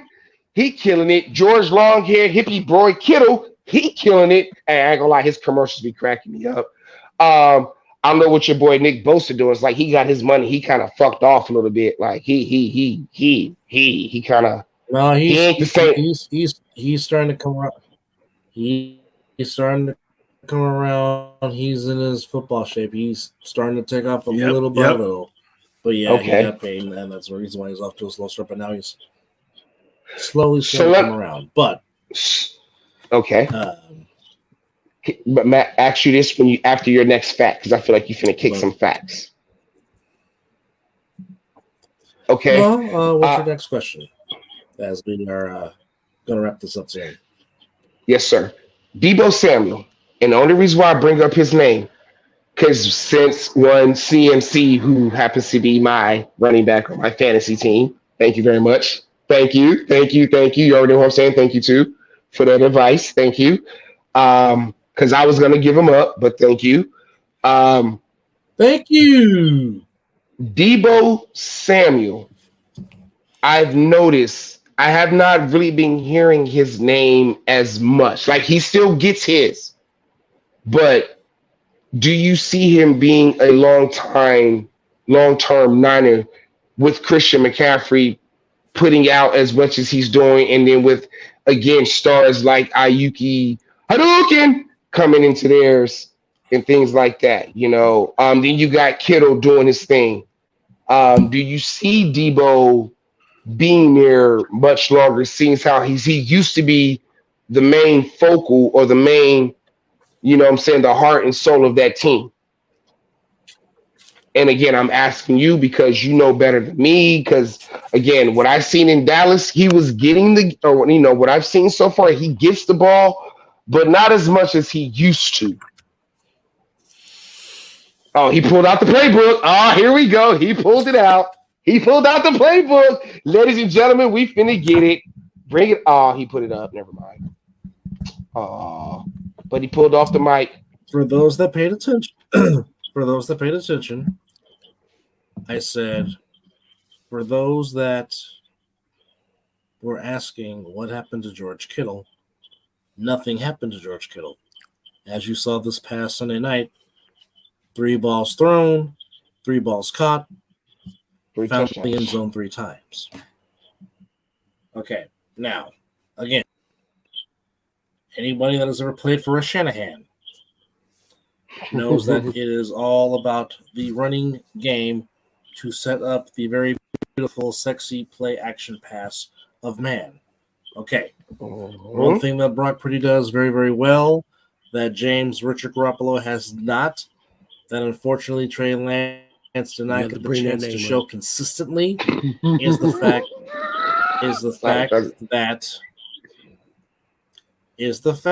that Brock Purdy sees it and he lets it go. Okay? He doesn't make a lot of those Jimmy Ono throws when he was a man.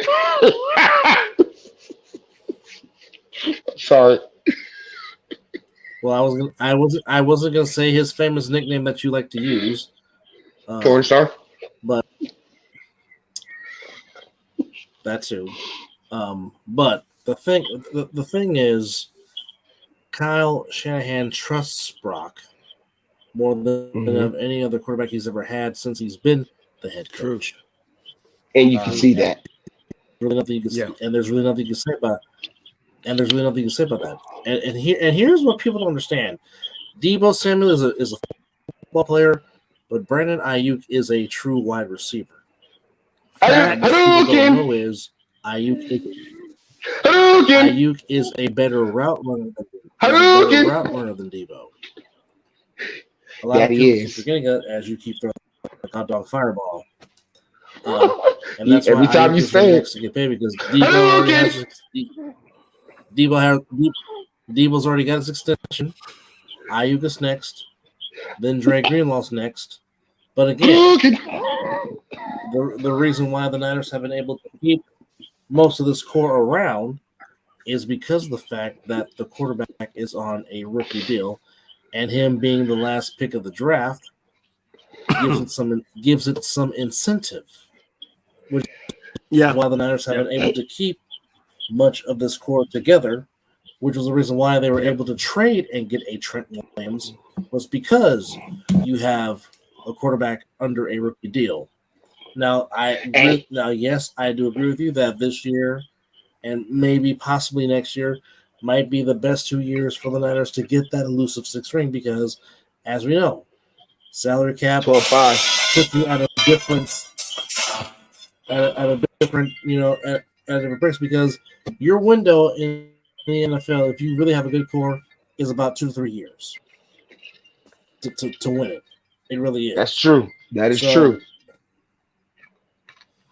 They have this year, and then, here's the thing: they have Christian McCaffrey under team control for the next 2 seasons.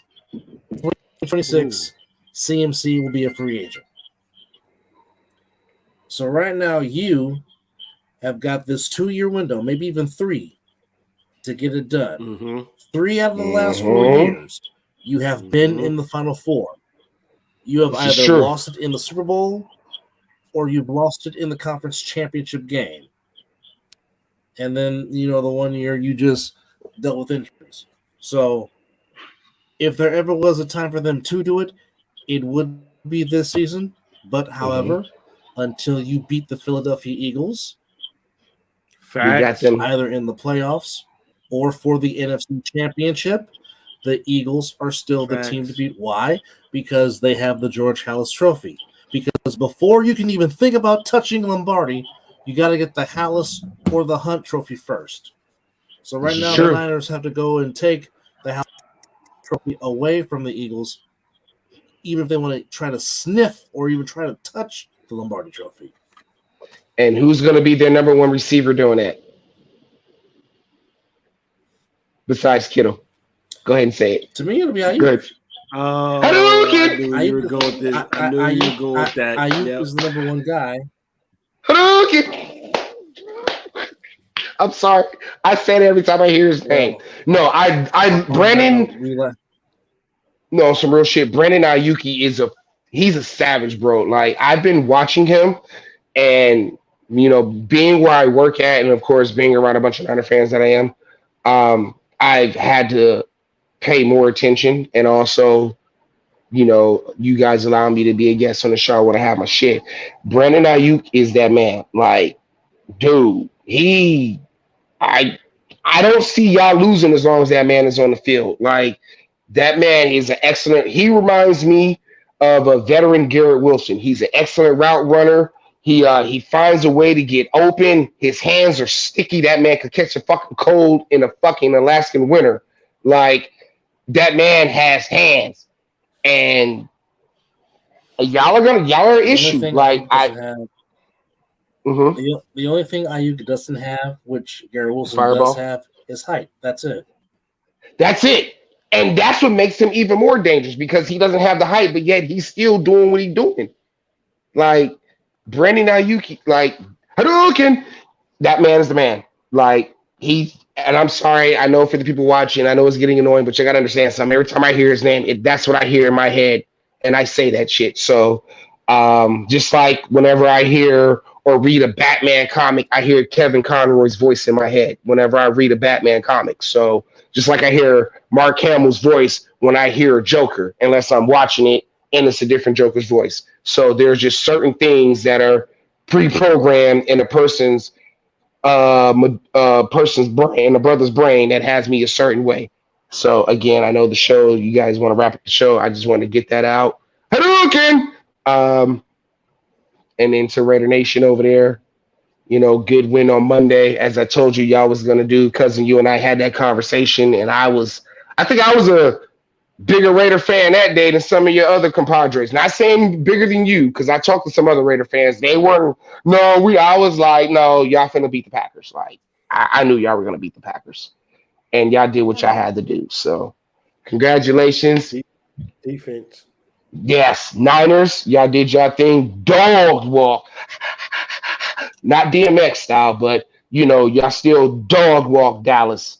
So very happy for that. Hopefully this Sunday, everybody has another successful Sunday. Yeah. Thank you for allowing me to be on the show. With that being said, Freddie versus Jason, your boy Charismatic. Thanks for having me. Hadouken for you Niner fans. Yes, sir. Well, we do thank our one of our big supporters of the program, Mr. Charismatic himself, Mr. McDonald. Hammer, thank you for coming in and showing us love on the comments, and hopefully one day we can get you on the show, Mr. Tampa Bay. He is all Tampa Bay. Buccaneers, Rays, Lightning. He is Tampa through and through. And of course, special thank you to Mr. Special thanks to Brian for also chiming in with his little 2-second comments. To our 4 viewers who've been watching consistently from the beginning, we thank you. We appreciate you. To our subscribers, we thank you and appreciate you as well. Again, special thanks to our brother of the program and one of our biggest supporters, as always, Mr. McDonald, who is, of course, celebrating his best holiday this upcoming Friday, which is Friday the 13th. But good luck to all your teams out there. I know they're not going to do much this year, but still, we're fans. Damn it. Go Sharks. Maybe you can shock the world this year and improve and play better. Well, they took an L tonight. The Warriors. I'm going to my first hockey game this year. Yeah, they did take it. Nice. Enjoy it. Yes, I will. I'm only doing it because y'all told me to do it. No, NHL games are very, very fun. It's a great atmosphere, great advantage, great crowd noise. It's fun. I definitely would love to get back into the Shark Tank, and hopefully watch the Sharks win a game, because the one game we went to, they lost the damn Florida Panthers. Dadgummit. But I definitely love to go back to the Shark Tank and root for Team Teal. But nonetheless, for Mr. McDonald, for Florida State Seminole, Mr. Mizzle Mason, I am Howard Cosell with a shiny bald head and no toupee. Dadgummit. We thank you for watching episode number 114. 114 episodes. My goodness. Of the Mizzle An Dub Show. I say. We thank you for watching. We love you. You guys take care of yourself. God bless you. Again, keep the holy city of Israel in your prayers and pray for peace in Israel. And as always, it's 5 o'clock. Hey, 5 o'clock.